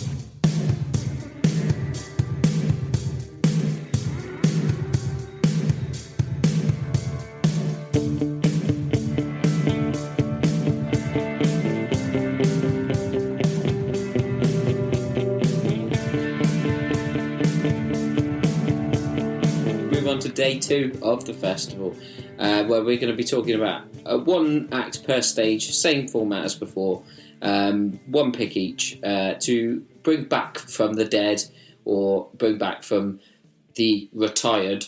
And so I think we'll start right with the rock stage like we did on day 1. And Martyn, I want to know who you're bringing back from the dead on the rock stage for the second day. Literally just to piss Al off because he's been ripping into Tom all night about the whole restaurant business. Soundgarden. God, I don't like Soundgarden. I'm afraid I'm not a huge fan either, but thanks for the support, Mark. That's all right, man. Anytime. I'll stand with you, Mark. I like Chris Cornell, his voice, and Black Hole Sun is one of my favourite songs from that. See, the thing for me is that Soundgarden is ruined by Chris Cornell's voice. Right, okay, this is where I'm going to disagree. I love the band. The music is brilliant, but so there's something about that drawl, that American drawl, that really turns me off. It's why I never got into a lot of it's one of the reasons why I don't like Nirvana, because he can be quite drawly sometimes, and it's like I never got into a lot of the new metal stuff, or post grunge. So like Stained and Alice in Chains and Pearl Jam. Come on, Tom, I'm going to stop you there. Alice in Chains and Pearl Jam were not post-grunge, mate. They were the original first wave. I was going on to grunge after post-grunge. Sorry, I should have established the distinction. But I just don't like that really deep American drawl. It's why from that era I'm a Pumpkins fan rather than the others. Like, I love what they're doing musically, but the vocals put me off. That's understandable. That's because you're a quaint English gent. It's not aimed at you, is it? You know what I mean? Yeah. It was aimed at this 16, 17-year-old Martyn who was going around just getting into surf culture and wearing DM boots with shorts and long hair and stuff. And yeah, that music just spoke to me as soon as it came out instantly. And it wasn't Smells Like Teen Spirit. It was actually, Alice in Chains came before that. Pearl Jam's 10 came out before Nevermind. And, it was just of its time, and I do actually consider Chris Cornell one of the greatest vocalists in rock music ever. But, again, it's all opinion, isn't it? Yeah. I mean, there's a lot of people that agree with you. Oh, yeah. Me and Tom are in the minority. I can appreciate the technical skill in his vocals, and his technical skill as a musician. Look what he did on the Singles soundtrack. Chris Cornell did a lot of work on that. I appreciate so on an objective level, he has a huge range. He's got a lot of there's a lot of technique in what he's doing vocally. He's able to mix it up quite a lot, but underneath it all, there's a fundamental sound I don't like. But I'm fully aware that loads of people listening to the podcast are going, "But he's a fucking Pumpkins fan," and I feel exactly the same way about Billy Corgan, and that's fine because Yeah, but Tom, what you got to think about here is, I will mention that the Pumpkins are one of the later kind of bands of that early 90s alternative American rock that I got into, because they took a little bit longer for me to get into, because they were kind of a bit more diverse than the straight up hard rock. But I used at first, Billy Corgan's voice really put me off, but now I couldn't imagine another singer singing. Absolutely. I couldn't imagine anyone else singing Cherub Rock. But the thing is, it's different with me about Chris Cornell's because his voice is an instrument, and it's an instrument that I like to hear. And you know, I listen to his voice as much as I listen to any instrument on a Soundgarden record. And my favourite track of his vocals is Seasons off the single soundtrack, and that's just him and an acoustic guitar. But like another reason I would have them back is because it was a hard choice between them and Alice in Chains, to be honest. The only reason being is because I love the first two Alice in Chains albums. After that, and Jar of Flies, the EP. After that, I kind of not quite so into them. But Soundgarden have a much more, they have a bigger back catalogue, so to speak. They're also one of the first of the Seattle grunge bands, like Mudhoney, who helped bring in that whole scene. They helped keep that whole scene together. You know, they all were all the bands that were forming back then, Mother Love Bone and those guys, were going to see Soundgarden live and got inspired by them. And also, again, talking about bands I would like to see live, but will never get the chance to. I would love to have seen Alice in Chains live, but you can't recreate their sound on record. All those stacked guitars and all the rest of it live just isn't going to sound as good. But Soundgarden, because they don't have that kind of like heavily multi-tracked guitar thing going on, they would sound as good live, and they did. And another thing as well is Soundgarden also have a massive psychedelic influence. I mean, Super Unknown, there's loads of psychedelia on that album. It's not just a hard rock album. It's a lot of like going back to things like the Beatles and, you know, the whole 1967 stuff. It's just really, really varied, and, you know, it's just a fantastic, beautiful album, you know, all the way through. But yeah, Soundgarden, they would also put on an amazing show, great to watch. They're just a really good-looking rock band as well. They'd look good on stage. And also, Tom, to mirror what you're saying about that voice, you know the post-grunge stuff, so you had bands like Stained, Creed, and all those guys. I hated that stuff with a passion because they put on that voice. There's a great episode of Celebrity Deathmatch where where Scott Stapp is fighting Eddie Vedder, and Eddie Vedder's going, "Give me back my voice." Yeah. Does anyone else think, when you mentioned Creed, does anyone else reckon that if Ronan Keating was to front a rock band, that's what they would sound like? Yeah, what a great, he sounds exactly the same. I've got something to tell you. I've got something to say. With all that God stuff as well. Yeah, definitely. What a great observation. Higher. You're basically just describing Fight Star, aren't you? Hey, they're pretty edgy. Shut up. They're no busted. Oh, no. Moving on to the next act that we're bringing back is Ocean Size. Yeah, damn right we are. Which is Tom's pick. They're not that good. Don't like his voice. Martyn. Fight me, Tom. Voice is terrible. Martyn, I know you're as much of an Ocean Size fan as I am. I really am. Ocean Size are the perfect cross between Pearl Jam and post-rock. That's actually not a bad representation, actually, yeah. I thought I'd do it quick because we've got a lot to get through. But no, Ocean Size are a band that I miss. The singer has a... Interestingly, I say I don't like the drawl, but I think because he's English, it doesn't have quite the deep southness to it. But yeah, he's got a cracking voice. Great band. Did some really interesting stuff. Made some amazing records. One of the bands I wish I'd seen live. It was between them or Areogram, between who was going to be my resurrection. But actually, Areogram, because their albums are so symphonic, I decided I'd rather see Ocean Size. Wish I'd seen them. Van Aert's album, the Mike Van Aert, the singer, is going to come up in a later episode, I'm sure. Good choice, Tom. Al, who are you resurrecting on the rock stage? I think of Pantera. Pantera, I mean, two of the guys are obviously dead, so I cut short. I mean, I think when the Pantera songs I absolutely love. They've got a few songs which I've never been fond of. I don't like Cemetery Gates off Cowboys from Hell, but I love that album anyway. They're just, I mean, people, who doesn't like Pantera? I was actually quite surprised, but the generation after us don't really know who Pantera are. I remember I was a bit pissed on a bit of a pub crawl, and we're having an argument because someone there who we were with had never heard of Pantera, which for me was crazy because I think Pantera, they're a big enough band where I'd assume that even if you weren't into it, you would have heard of them. That's not really the case. I actually went round asking every student I could find that night, have you ever heard of Pantera? And obviously at first they must have been like, who's this drunk ass?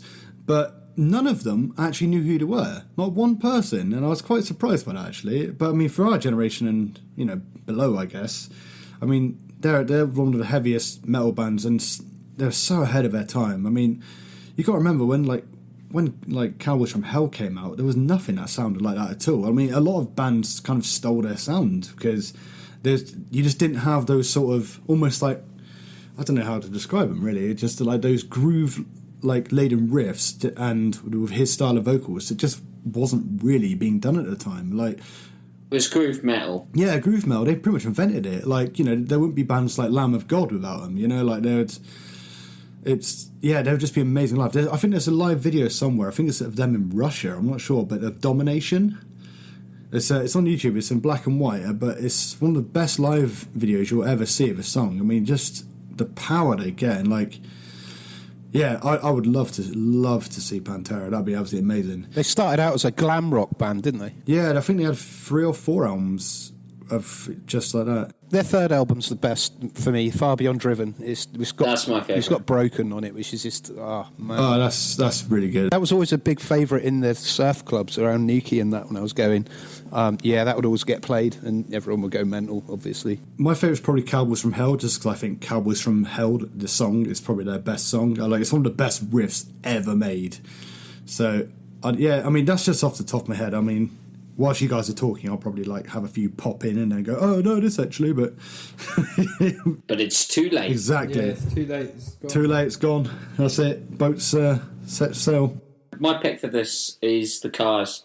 I was going to go with Talking Heads, but last minute executive decision, I've gone with the Cars. Just because I've been watching their live stuff. I mean, their set at Live Aid was pretty good. But, I mean, in the early 80s, they were really exciting live. Both Benjamin Orr and Rickard Kasich were great live performers with a back catalogue that just translated well to being played live. Just a great band. There's not a massive amount that I haven't already said about the Cars of my newfound love for the Cars. So we will move on. Dave's pick in this category, it's Jimi Hendrix for Dave. Oh, what a decision. Obvious, but good. Yeah. So, I mean, what can you say about Jimi Hendrix? No words need be said, do they? Yeah, just a legendary guitar hero. Greatest of all time. Yeah, I listened to Band of Gypsies, the live album, fairly recently, and it was certainly tragic that he died when he did, because he would have had a lot more to offer.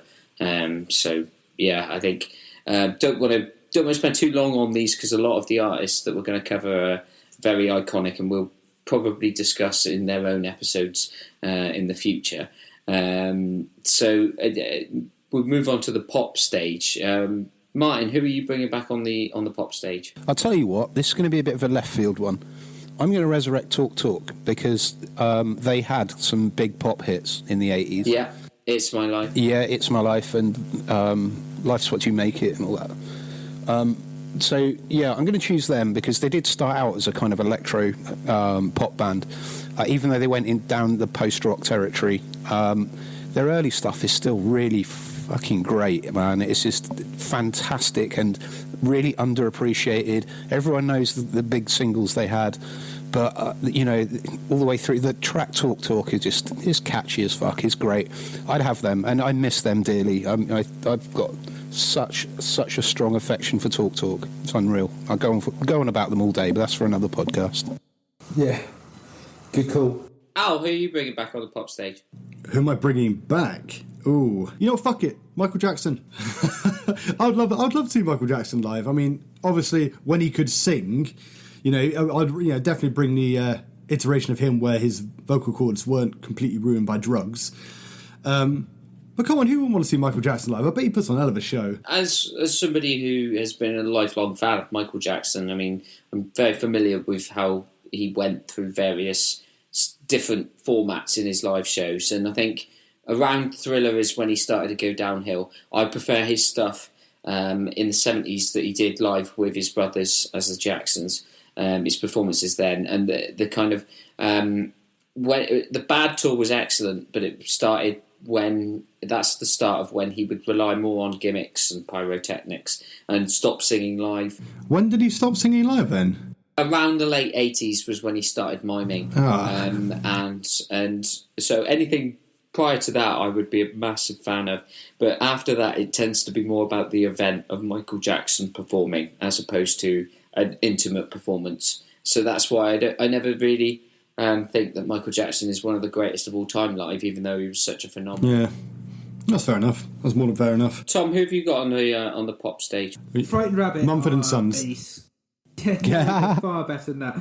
They're a Scottish indie folk band, and the singer committed suicide, or we suspect he committed suicide a few years ago, and he is possibly the best lyricist ever. Like his lyrics are fantastic. They read like poetry put to indie folk rock. It's fantastic. It's much darker than Mumford and Sons. So I know Alex says that flippantly because instrumentally it's very similar.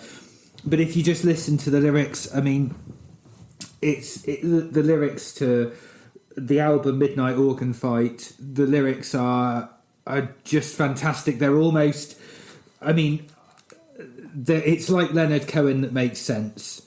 You know, it's strung together in coherent sentences about it's about death and mortality, and it's fantastic.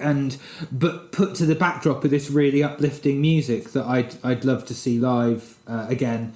I saw them live a few years ago, and I'd love to see it again. But unfortunately, I think he's the only musician I actually cried when I found out he'd died.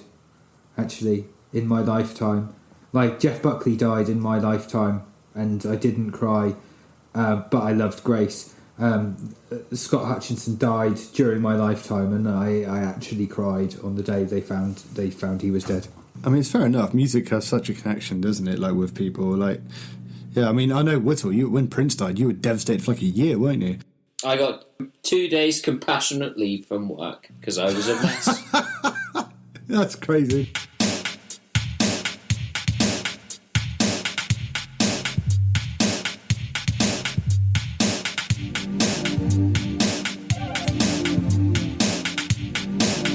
My choice for this category is, well, they're not dead per se. The main driving force behind it isn't dead and is actually still touring. But I just want to capture them in their 70s heyday, and that is the collection of Parliament and Funkadelic. Oh, good shout. That's an amazing choice. Because I think if you could bring them back around their kind of P-Funk Earth tour around 76 to 77, when they had Glenn Goins in the band, bringing the mothership down from the ceiling, and they were really into. Bernie Worrell was at his peak, and you had George Clinton just being the coolest guy to have ever lived.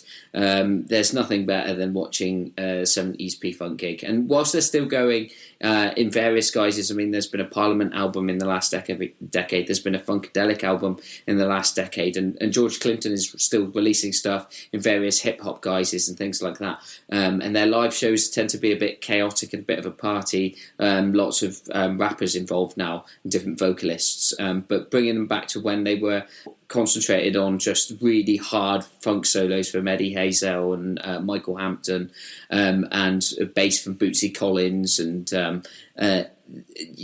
just having them as a presence on stage when they were at their trippiest would be an absolute joy to behold, I think. Well, plus there's something to be said about just having, especially a band like that where there's just a lot of people on stage. It's like there's just far more of a festival atmosphere. When, like, I think it was mentioned by Martyn earlier about LCD sound systems. There is something to be said about just sort of thing you're not going to see in a small club, is it? It's just you need a big venue and a big stage to just cater for that sort of massive musicians, all of them at the top of their game. And it's also like, if there's a party on the stage, then there's going to be a party in the crowd, you know. Exactly. I mean, the time made living off it. Dave's choice in this category on the pop stage was Little Richard.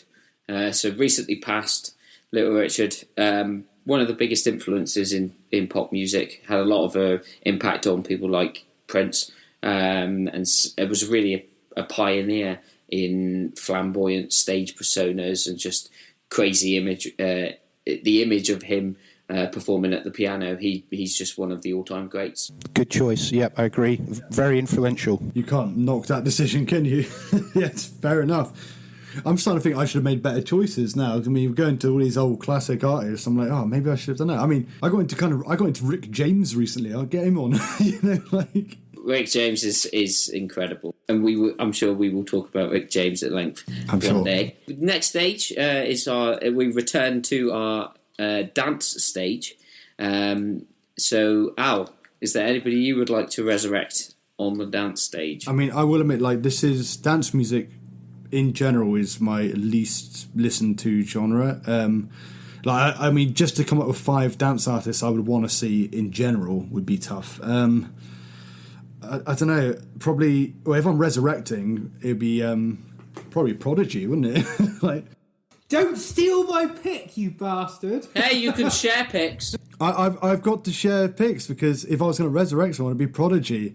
I mean, I'm not really a big dance guy, to be honest. I'm more of an individual song sort of for dance songs, you know what I mean? I absolutely love Castles in the Sky. I love that song. I'm a bit of a sucker for any dance music which has a melodic female vocalist over the top of it.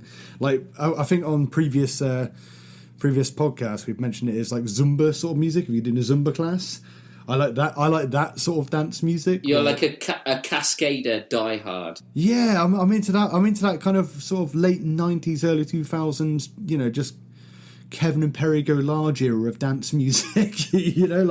That's the sort of dance music I like. There's Pendulum. I quite liked him, but I never. Unfortunately, it's just if it was up to me, I'd just put Sepultura on again on the dance stage.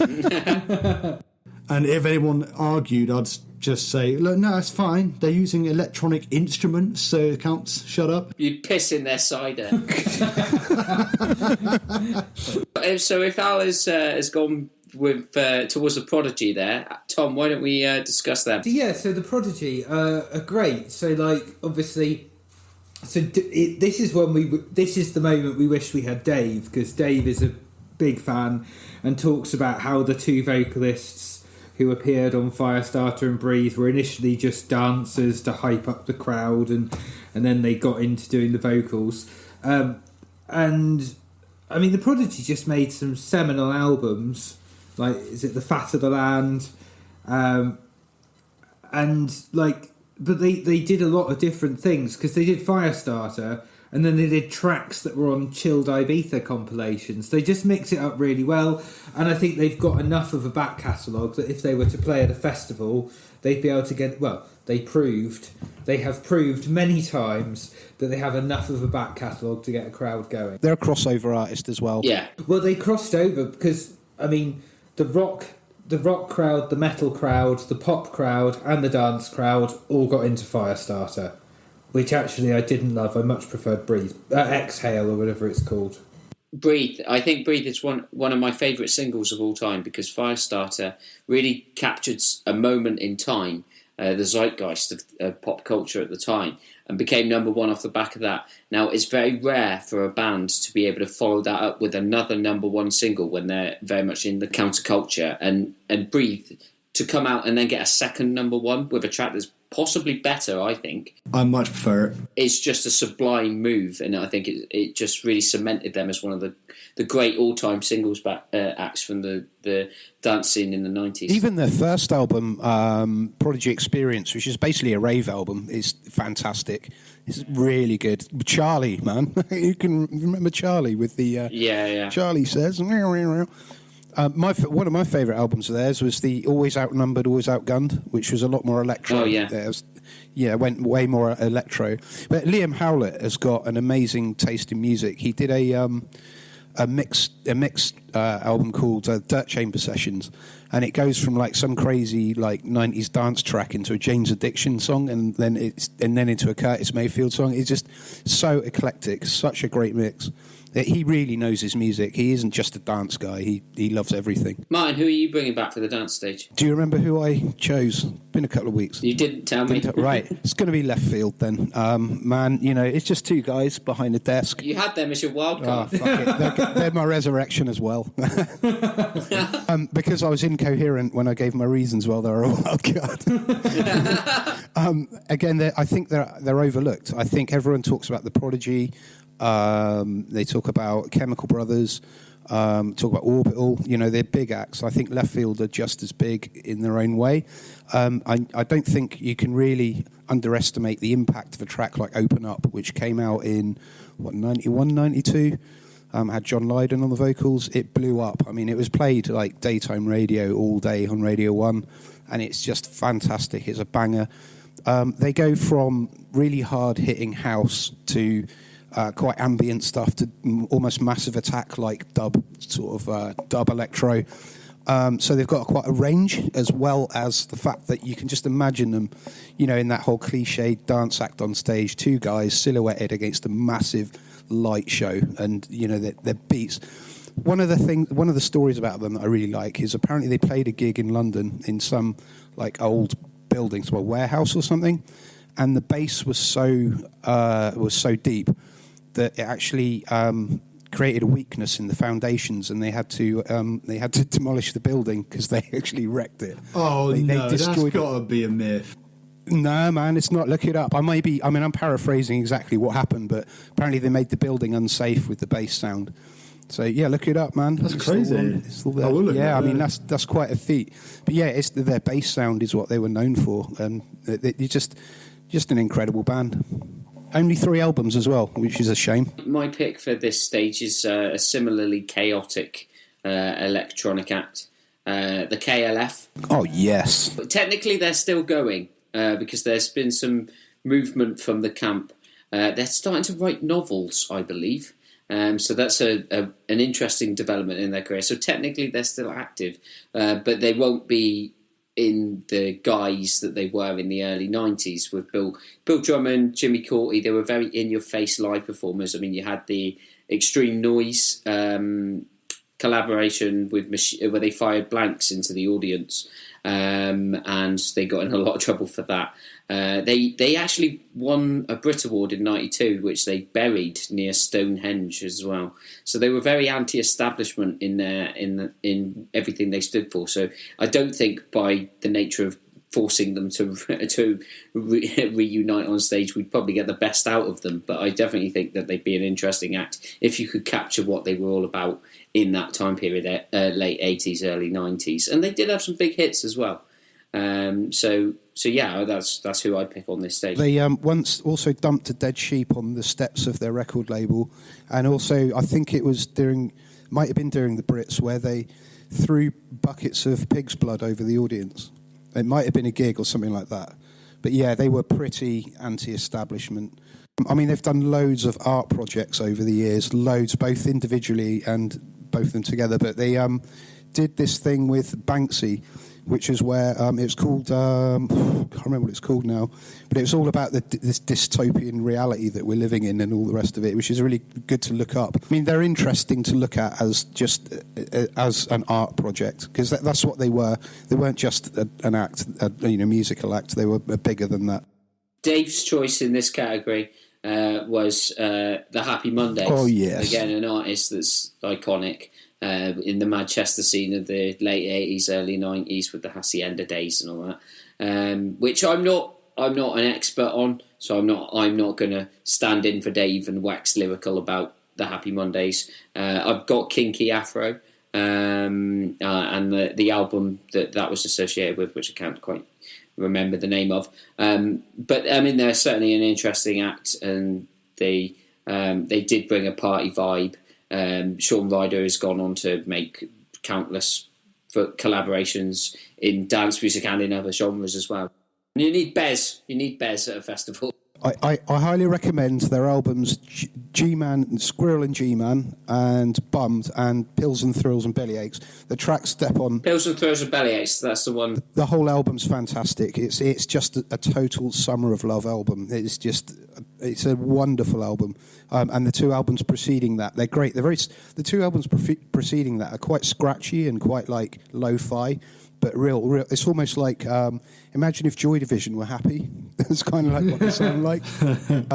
But yeah, really good stuff, man. I'm a big Happy Mondays fan, massive Happy Mondays fan. I never got really into them, like because they went for that like laid back party vibe, didn't they? They did later on, yeah. Well, that's probably what I know then. But it was just a little too laid back for my liking. I found the songs I've heard, the more popular ones, it's basically the stuff you can watch on YouTube through my general journeys. I just found them a little bit, I don't know, a little bit dull for my liking, to be honest. And I'm probably wrong. I really need to go further down the rabbit hole, to be honest. You're not wrong, Al. To be honest, their later stuff is dull because they just ran out of ideas. I mean, their early stuff was basically built on them partying. I mean, that's how they made their music. They partied and they did a lot of drugs, you know. And, of course, there comes a point in every artist's life where the drugs take over and the creativity goes. And they just, you know, were just kind of... You know, when you kind of get paid to be in a band and all you want to do is party, so it's like, let's knock something out just so we can get some money. That's kind of what they became, you know. But their early stuff is hard partying music. It's very the sound of Manchester. It's got Manchester all through it. I mean, yeah, they influenced pretty much every Manchester band ever, didn't they? So. Well, they are Madchester, you know what I mean? Before we move on, I did a quick fact check on Martyn. Left Field are officially the loudest band ever to play Brixton Academy in 1996, so loud that they broke the law. They didn't break the foundations though, they did, however, damage the ceiling and knock all the plaster off the ceiling. You've been fact-checked. Fact-checked. That fact has been fact-checked and found to be pretty much on the money. That's a pretty good accolade to be. That is a good accolade, yeah. We aren't talking bollocks all the time, just so you know. Moving on to the hip-hop stage. Tom, I'm going to ask for your thoughts on the artist you've nominated. Certainly somebody I love, Gil Scott-Heron. He's a seminal artist who did so many different things, and I'd love to see him live. I mean, hip-hop is a blind spot for me, but I remember having The Revolution Will Not Be Televised. He got it wrong. The Revolution is being televised. It is, absolutely. But he wrote that in the late 60s, early 70s. But then he's done so many other things in like jazz and soul, and it's just I'd just love to see him perform. He was amazing. Pieces of a Man is a great album. The Revolution Will Not Be Televised is just one of the greatest songs of all time. That whole beat poetry thing was so influential. I mean, does rap exist before that? With Gil Scott-Heron, I'm thinking back to our soul episode that we did, and I'm kicking myself that we didn't mention Gil Scott-Heron because he definitely should have been in that episode. But anyway, that's in the past. I definitely, for me, put him up there with Curtis Mayfield. I think they kind of both come from a similar, very poor background, living in the ghetto, talking about social commentary from that point of view. And the music behind it, again, is so well produced. It's amazing. There's a run of albums with Gil Scott-Heron with a guy called Brian Jackson. And those are really worth checking out if you like Gil. It's just fantastic musicianship underneath, you know, beautiful, like, you know, soul, jazz, funk stuff, and yeah, Gil is on form. So check out the Brian Jackson albums as well; they're very good. My nomination in this category is similar to how I kind of cheated with the pop stage. They are presently active, but it's their original lineup that I'd like to resurrect onto the stage, and that is the Wu-Tang Clan, including Old Dirty Bastard, yeah, and having all of the original lineup on stage at once, which is not something we can see anymore due to ODB's passing in 2004. But having them performing from the 36 Chambers, their debut album would just be astounding. It's such a fun record, and it's so esoteric in its blurring of kung fu movies with braggadocious hip hop. But each one of the Wu-Tang Clan is a all-time GOAT rapper, and you've got people like Ghostface Killer, who is one of the best and most interesting lyricists in rap. And then you've got people like the Method Man, who's just fantastic for hooks in hip hop. And they've all done their own individual solo stuff. You've got like Only Built for Cuban Links with Raekwon the Chef, and Liquid Swords by Jizza, Iron Man by Ghostface Killer, and they're just an iconic ensemble. How can you have a festival without resurrecting the Wu-Tang Clan? Good choice. Yep, fantastic. I only got into them later on because, like I said earlier today, is that I was always put off by the whole kung fu thing, but I looked past it and I just listened to their music, and it's everything I like in hip hop. I mean, RZA's a fantastic producer, and I wish I'd got into them when they came out. You know, I kind of missed a trick there, but that happens with music, doesn't it? Yep. Martyn, who are you resurrecting on the hip hop stage? I think you can all guess who I'm going to resurrect on the hip hop stage. I think this is who I was thinking about. They could probably fit on the alternative stage as well. Yep. It's Milli Vanilli, isn't it? No, man, it's Vanilla Ice. It's not dead. No, man, like the Beastie Boys. Yes. I don't really need to say much. I knew it was coming. They for me, are one of the most important bands in my entire life. I just, from the moment they came out, I adored them. They came out with a track called She's On It, which was a single, not on anything. This was obviously after their punk roots, which I never knew about. But anyway, because they were like a hardcore DC band before they became what they are, or what they were. But they are just absolute, consistently amazing musicians, music makers. Just on a sad note, though, Tom was saying about who he'd cried at dying. Only 2 musicians I've ever cried when they've died, and that was Chris Cornell, obviously. I broke down completely. And also MCA. Now, Chris Cornell, it was obviously suicide. That's tragic, but he chose, But with MCA, because of how he died, he died of cancer at 47. But the thing is, MCA stood out from the other guys in that Beastie Boys had a few problematic areas in their early hip hop career with sexism. They would like some of their lyrics on the Licensed to Ill album are a bit questionable by today's standards, but hey. But MCA was the first to bring in the more like social conscious stuff into their lyrics. So you'd have them. There's a documentary about it on YouTube where Adam Horowitz and Michael Diamond, they talk about it, how they're sitting there writing these raps, and MCA just suddenly comes in with this ream of lyrics about respecting women and stuff, and they were like, "Whoa, this is new." And I think this was not long after he'd gone away to some Tibetan retreat, and he'd shaved his hair and come back in orange robes and gone full Buddhist, met the Dalai Lama and all that. He was the yin to the yang of the... 100%. Yeah. So I read the biography, and he would just go off for like months on end just to like India on a retreat or something. He totally like got this whole self-discovery thing going on, but he brought it into the Beastie Boys, and then the whole band became that. So they then began the Free Tibet movement with the Free Tibet concerts and stuff, which were amazing festivals. But yeah, and the Beastie Boys then became like this force of nature. For me, Paul's Boutique, one of the greatest hip hop albums ever made. That's when they got into their groove. Yeah, be unmadeable today because of the clearing samples and things. Yeah, like all the licensing and issues. then Check Your Head, which is my favourite, and then Ill Communication after that, which is just phenomenal. It's where they really broke huge. But yeah, the Beastie Boys. No, I don't think anyone on earth could argue that they are an amazing band. That would be my choice. I've got another choice because I knew Martyn was going to pick that, but that would have been my choice if Martyn weren't to say it. Quick question though. Which is your favourite Beastie Boy, Martyn? Which is my favourite Beastie Boy? Yeah. Who do you like? It's changed, man. I think on Paul's Boutique, it might have been Michael Diamond. On Ill Communication, it probably was MCA. And on Check Your Head, it would have been Adam Yauch. It would have been Ad Rock. Ad Rock's always been my favourite. He kind of sounds like Mike D, but more aggressive.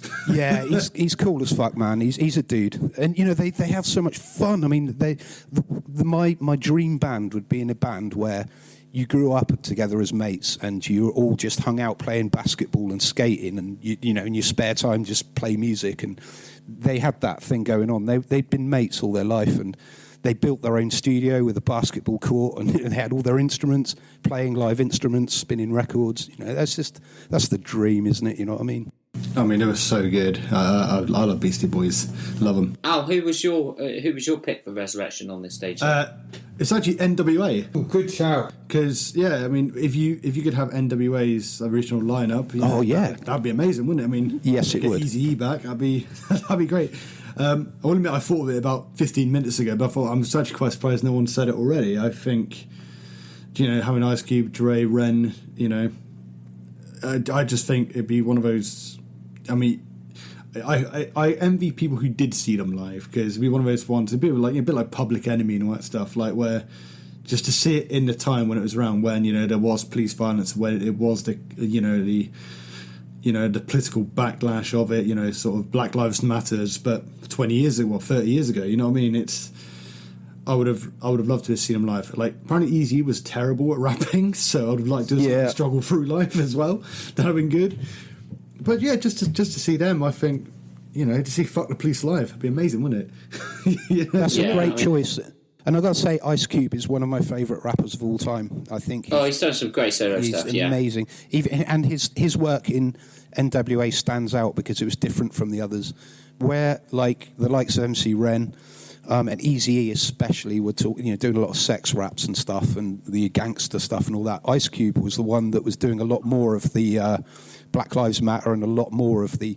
I mean, songs like Fuck the Police are very much an Ice Cube thing. It's very political, and that you can definitely hear it when you listen to that album. It's not their first album. What's their big album? Straight Outta Compton. Straight Outta Compton, yes. Straight Outta Compton. You can hear Ice Cube is a little bit separate from the rest of the band. Yeah, there was a bit of tension around that point already starting to show. Obviously, they then go to break up and make diss records. My favourite of which is Eazy-E's Real Motherfucking G's, which is one of my favourite hip-hop records of all time. It's an absolute banger. Undeniable banger. Undeniable. See, I'd go more for No Vaseline by Ice Cube. That's up there as well. It's clever, you know what I mean? It's just like... and it also samples Daz by Brick, which is a great sample.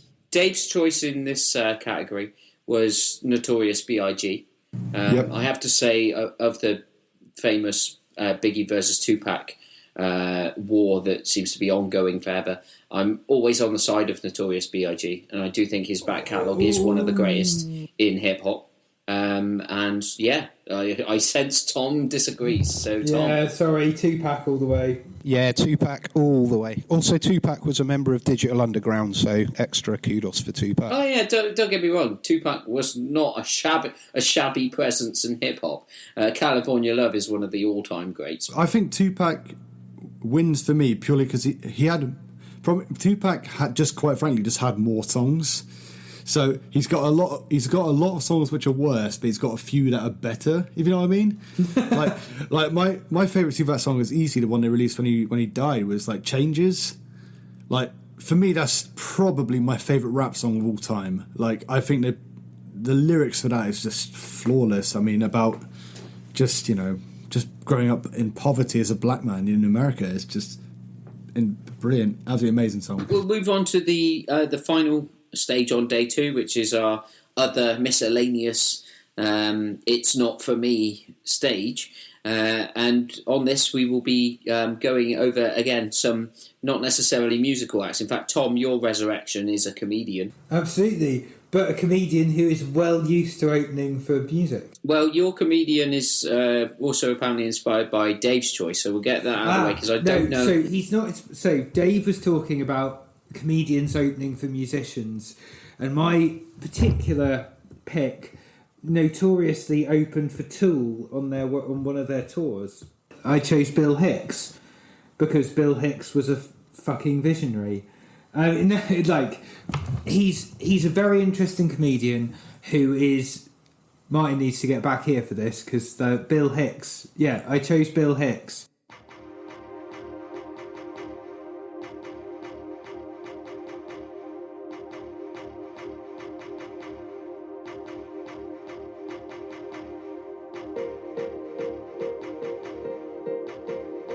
Just to let you know that as well as losing Dave at this point, we do now lose Martyn at the festival.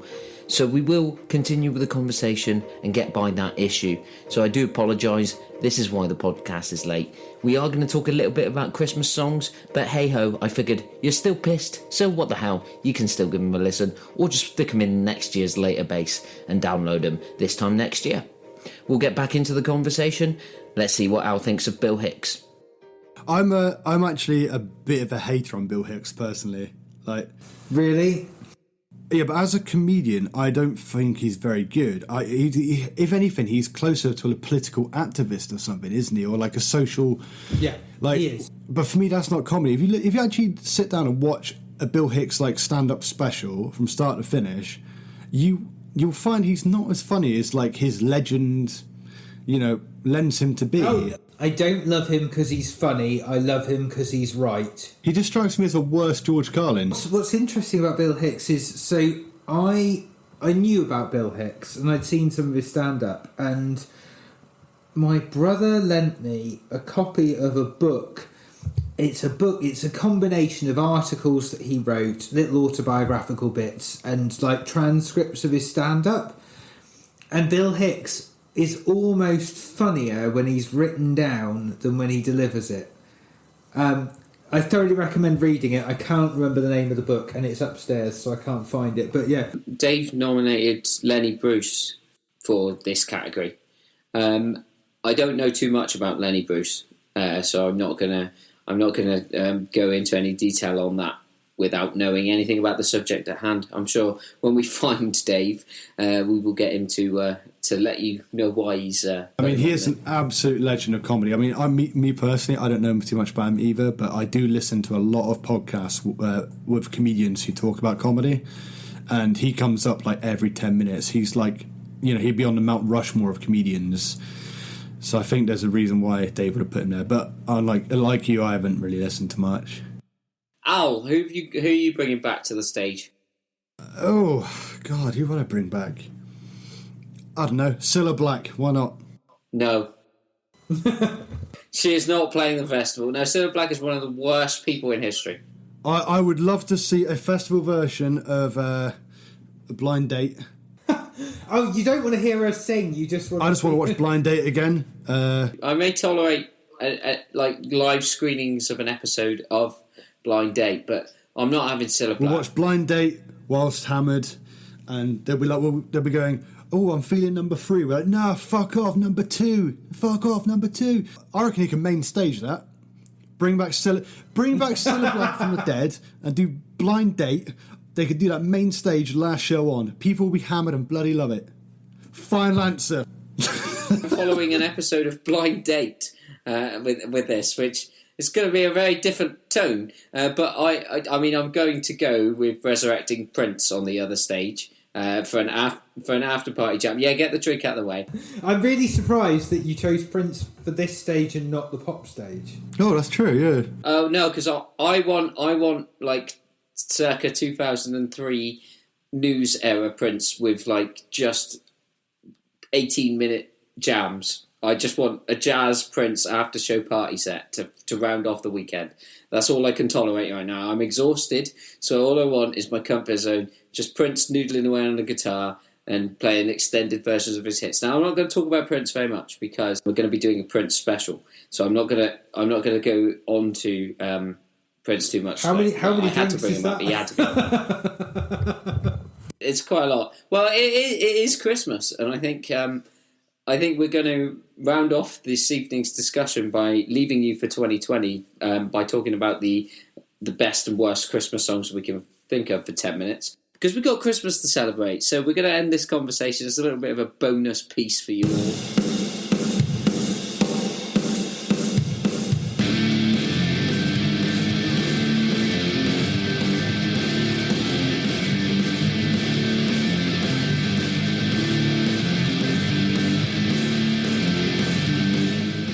I'm going to start off the conversation not by nominating my best or worst Christmas song, just on the revelation that is Morris Day's Cooler Than Santa Claus, which has been released this year and may be one of my favourite Christmas songs of all time. It's that good.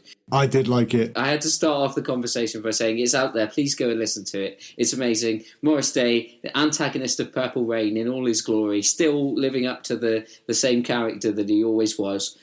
Just a great song. I tried listening to a few new ones today because I thought, we're going to talk about Christmas. I should be up to date on some of the new ones. And oh my god, there's been a real country resurgence this year. So I went on the Billboard website to listen to just to go through the new Christmas stuff. I did find one album that I really liked, which I'm sure we'll get to in a bit.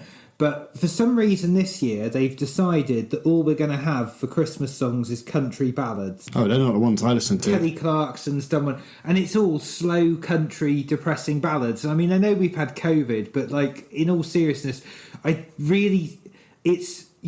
you go on the Billboard website and listen to the new Christmas songs released this year, it's all wrist-slitting country music. I mean, after the year we've had, I think we deserve better. That's why we got Morris Day. Yeah, whenever anyone asked me what my my favourite Christmas songs were, I always had two answers, which were either Christmas Steps by Mogwai, which is not a Christmas song but has Christmas in the title because it's completely instrumental, so you can get away with it.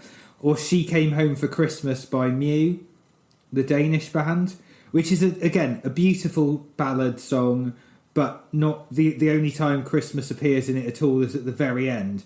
But this year, a Christmas album came out that I can actually get behind, which is The Bird and the Bee, which is Greg Kurstin from The Shins and Inara George, released an album of Christmas songs that I actually like. They do a cover of The Little Drummer Boy with Dave Grohl overplaying on drums, but then that's what he does.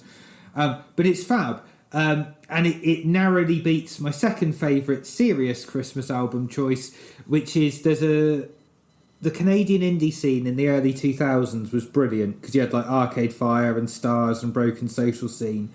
And there's a record label called Le Grand Magistry who did a Christmas compilation album of all the acts on their label, and they made them all do Christmas songs, and these are all little twee indie folk bands, and it's called A Very Magistry Christmas, and it's great because most of the songs are original and they're little jazzy folk Christmas songs. It's fab.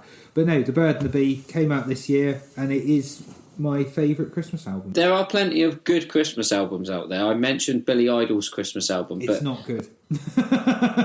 It's not good. It's not objectively good.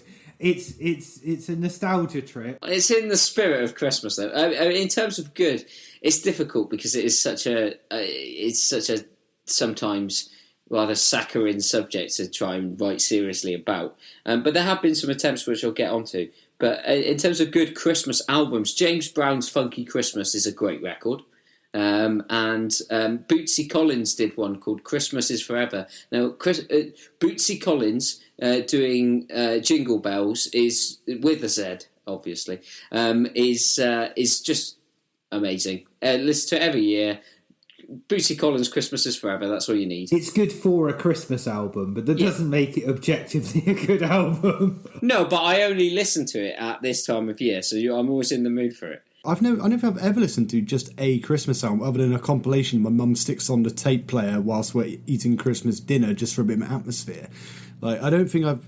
I know Rob Halford from Judas Priest has got 3 of them. But Bob Dylan's got one, the Beach Boys did one, Mariah Carey's done one, Michael Jackson did one, didn't he, I think? The Jackson 5 did one. Lots of artists have done them. Most of them are shit. It says a lot if a Christmas song written within the last sort of 10-15 years makes it to the Christmas rotation in general. Because if you go to any greatest hits, any greatest Christmas hits, you're going to hear all the same songs. But Mariah Carey managed to make it on that list, so it says something about it. Yeah, but so did The Darkness. I was going to say, I really like that song. I actually own the CD thing. It's the only Christmas song I actually own a physical copy of. I bought The Darkness Christmas single when it came out. I hadn't heard it. I bought Permission to Land, and I really liked that album. Yep, it's a great album. What anyone on this podcast says. No, I love The Darkness. I think it's Dave who has a real problem with Permission to Land. I love that album. Dave, Don't say anything if you love the darkness. You've got to keep this in, Dan. You've got to keep that in. Hang on, let's all be collectively silent. Well, I guess Dave loves the darkness. There are a lot of good Christmas records, though. Particularly the renaissance of the Waitress's Christmas rapping in recent years. That's a very good song, and it's about the misery of Christmas and not being bothered with Christmas, which I think this year, it's typical for this year, because I don't really feel very Christmassy at all. So listening to Christmas rapping, Christmas rapping by the Waitresses has got that kind of spirit about only doing it because you feel you have to, and token gestures, but it works out all right in the end. So that's a great song. There's a song called recently, and a band that I was recommending to Al earlier called Vintage Trouble, and they did a Christmas record called Santa Y a few years ago, and that's in my regular rotation. That's a really good song. It's got kind of a very folky, a bit breezy.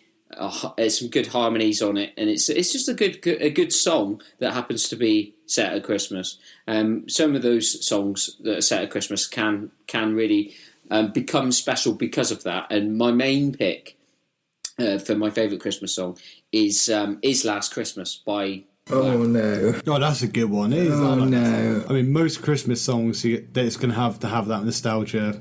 You know, I've listened to a lot of the new ones, and they're all pretty much just rip-offs of old ones.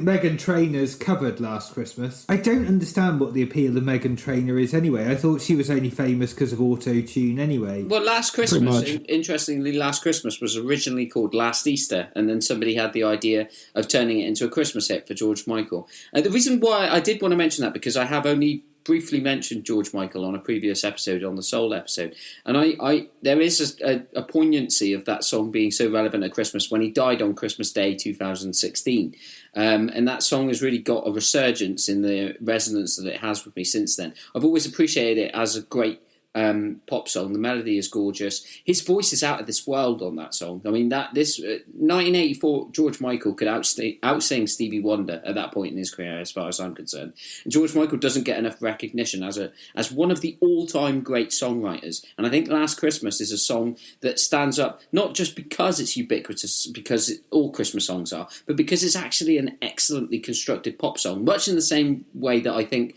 Wake Me Up Before You Go Go is one of the best written pop songs of all time. I think Last Christmas is of a similar ilk in that it is just a masterful song, and it's just so resonant now that he's gone. I think it's probably my favourite Christmas song. It sums it up well. It's not a bad tune. So how's the Christmas feel? I went on a date once in August, and for some reason they played Last Christmas, and for some reason that struck a good chord with me, and I knew that good times were going to follow, and they did.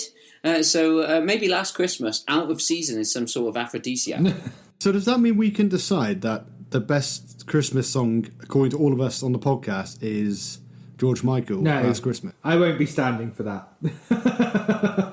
What's that, Martyn? You agree? I think the listeners are also probably going to be expecting us to because I think every conversation that anybody ever has about greatest Christmas songs, the Pogues always come up. It is one of those.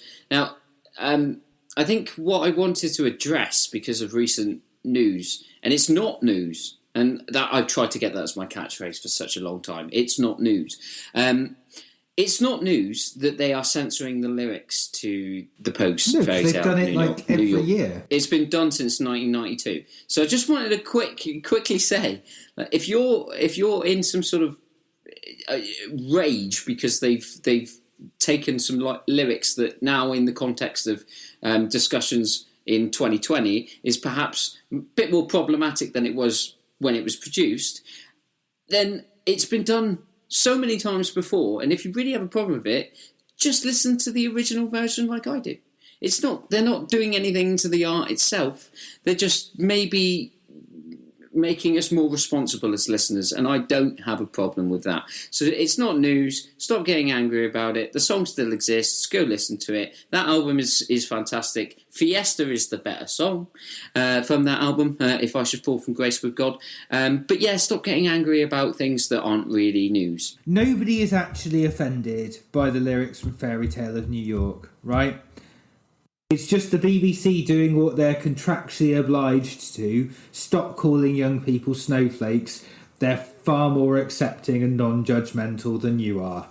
As we discuss the worst Christmas songs, now there are some shockers in there. The Millennium Prayer by Cliff Richard, for instance, is it's one of the most unfeeling and clinical, but so misaimed and misjudged pieces of pop music ever. Cliff Richard wanted a hit single at the end of the 90s to be relevant in the 90s and maintain a streak of the decades. He's somehow clawed his way to number one. And he decides, I know, the Lord's Prayer has some sort of strange resonance. I'll put it over a piece of karaoke music and sing it really violently with aggression in front of a bad green screen, and people lapped it up. It's the same reason why James Corden and Gary Barlow are nailed on to be Christmas number one this year. For some reason, the British public will subject themselves to the worst things you could possibly put in your ears, and they'll be on all the lists of Christmas number one. So there are so many bad Christmas songs to choose from. The problem is they're all bad, so like it's easier to have a conversation about the best one because there might be 3 to 5 good ones. But the rest really are just trash. I mean, I personally don't, because I don't listen to the radio, I don't go hunting out Christmas songs. So other than what's on my mum's CD from 10 years ago that she bought in a pound shop or something, I just don't know that many Christmas songs. Oh, when your staff members change your radio to Heart Christmas and you're in the middle of doing an aerosol procedure and can't change the channel for the next 3 hours, you get subjected to a lot of Christmas songs. It's so bad.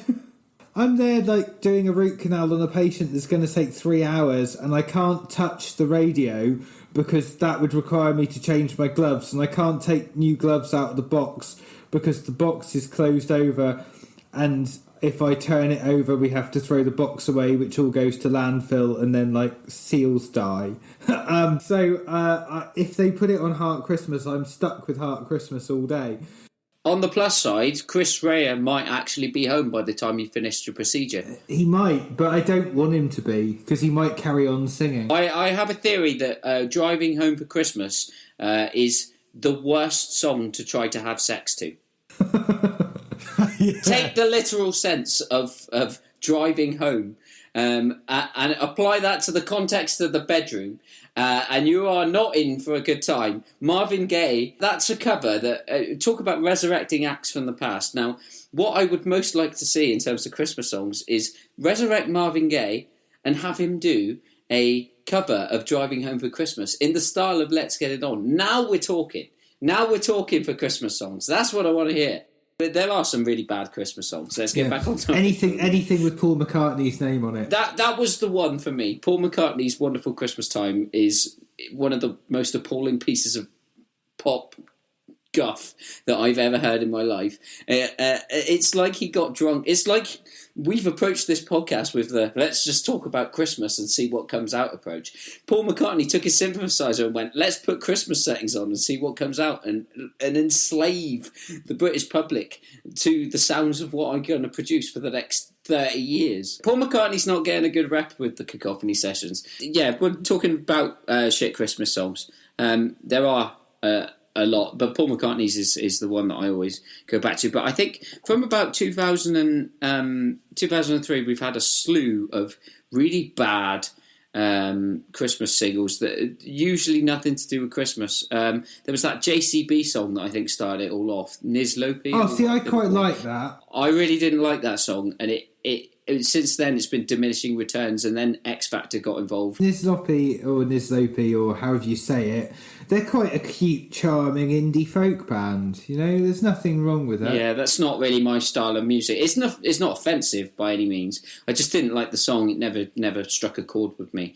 I fucking hate that song. The one I really hated, and I was kind of expecting to like it more than the rest, but what I really found bad was the Dolly Parton one. Oh yeah, God, that was awful. I don't mind Dolly Parton. To be honest, I don't mind her. I quite like her voice because she's good at singing, but also not good, but in a unique way. So it makes it quite, she's got a very unique voice. It's the her and Michael Bublé one. They just sound like they've both got a horrendous lisp. It sounds like they've both been in a car accident. I mean, to be fair, she would fare well in a car accident, wouldn't she? Well, she'd be okay. She's got plenty of cushioning. She's got some cushioning, yeah.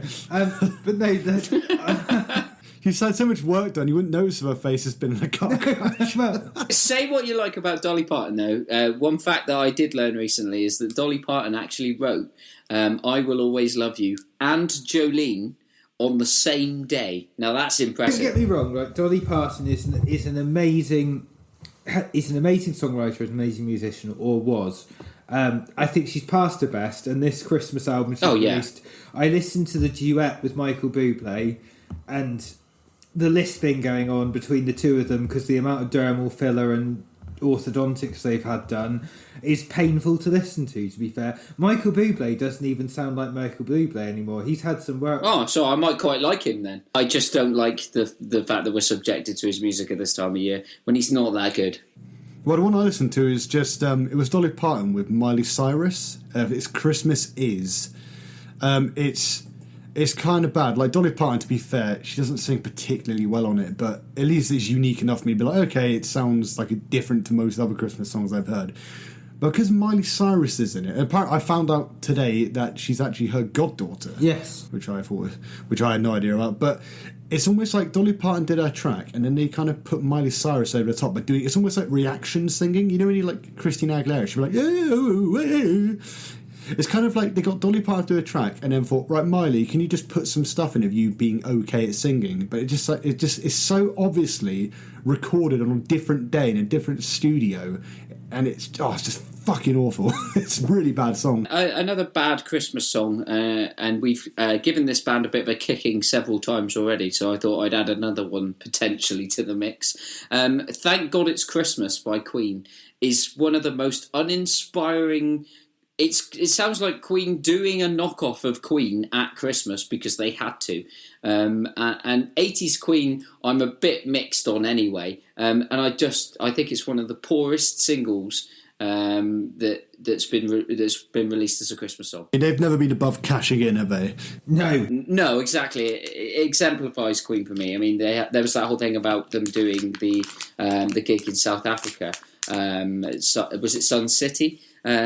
And so they're not exactly the most moralistic band. I think Brian May gets on his high horse about Badgers, but I think he may have other problems as far as we're concerned with morals and ethics. But yeah, I think that Queen that is just it so sums up why I don't like Queen.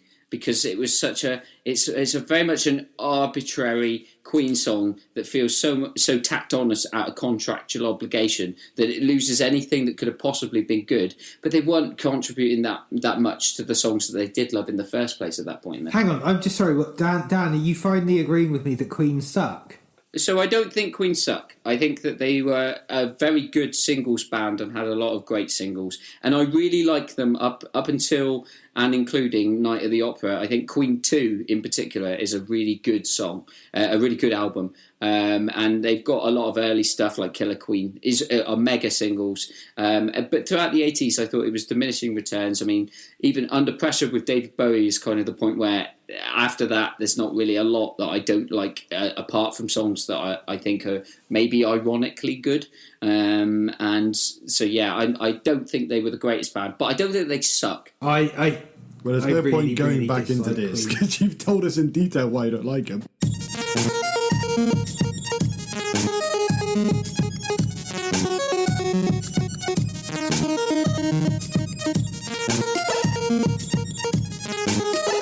So this has been 2020 from the Cacophony Sessions. This is our final episode of the year. So we want to thank you for listening throughout the months that we've been going. If you are still with us and enjoying our episodes, we aim to produce a lot more content next year. We'll be back in January, starting off the year nice and early, so we're not taking a massive break. And we will be discussing our review of 2020 in terms of albums. We'll be going through the top 10 on the next episode, so there's that to look forward to. And then we will be having, as I mentioned earlier, a Prince special, which I'll be revealing more details of in the near future. So yeah, from everybody here at the Cacophony Sessions, including myself, Dan, it's been amazing to continue to deliver the goods to your ears like this on a regular basis, and it's been a revelation for me, so thank you for listening. Thanks to you guys for joining in on these inane chats for so long as we have done this evening. To end it then, 3, 2, 1. Merry Christmas. Merry Christmas in unison. In unison. Alright, cheers guys. Follow me on Twitter at GoldenlyPump. I'll be delivering all your Cacophony Sessions news, and we'll be up with the blog in 2021 as well, so stand by. We're going to grow, and we hope you stay on board for our journey. So have a good Christmas, have a good New Year's, and make sure you stay funky. Whittle, I already said bye. It's like you're trying to mug me off here. Always trying to get the last word. Always trying to get the last word. Bye, everyone. Bye. Bye. Merry Christmas.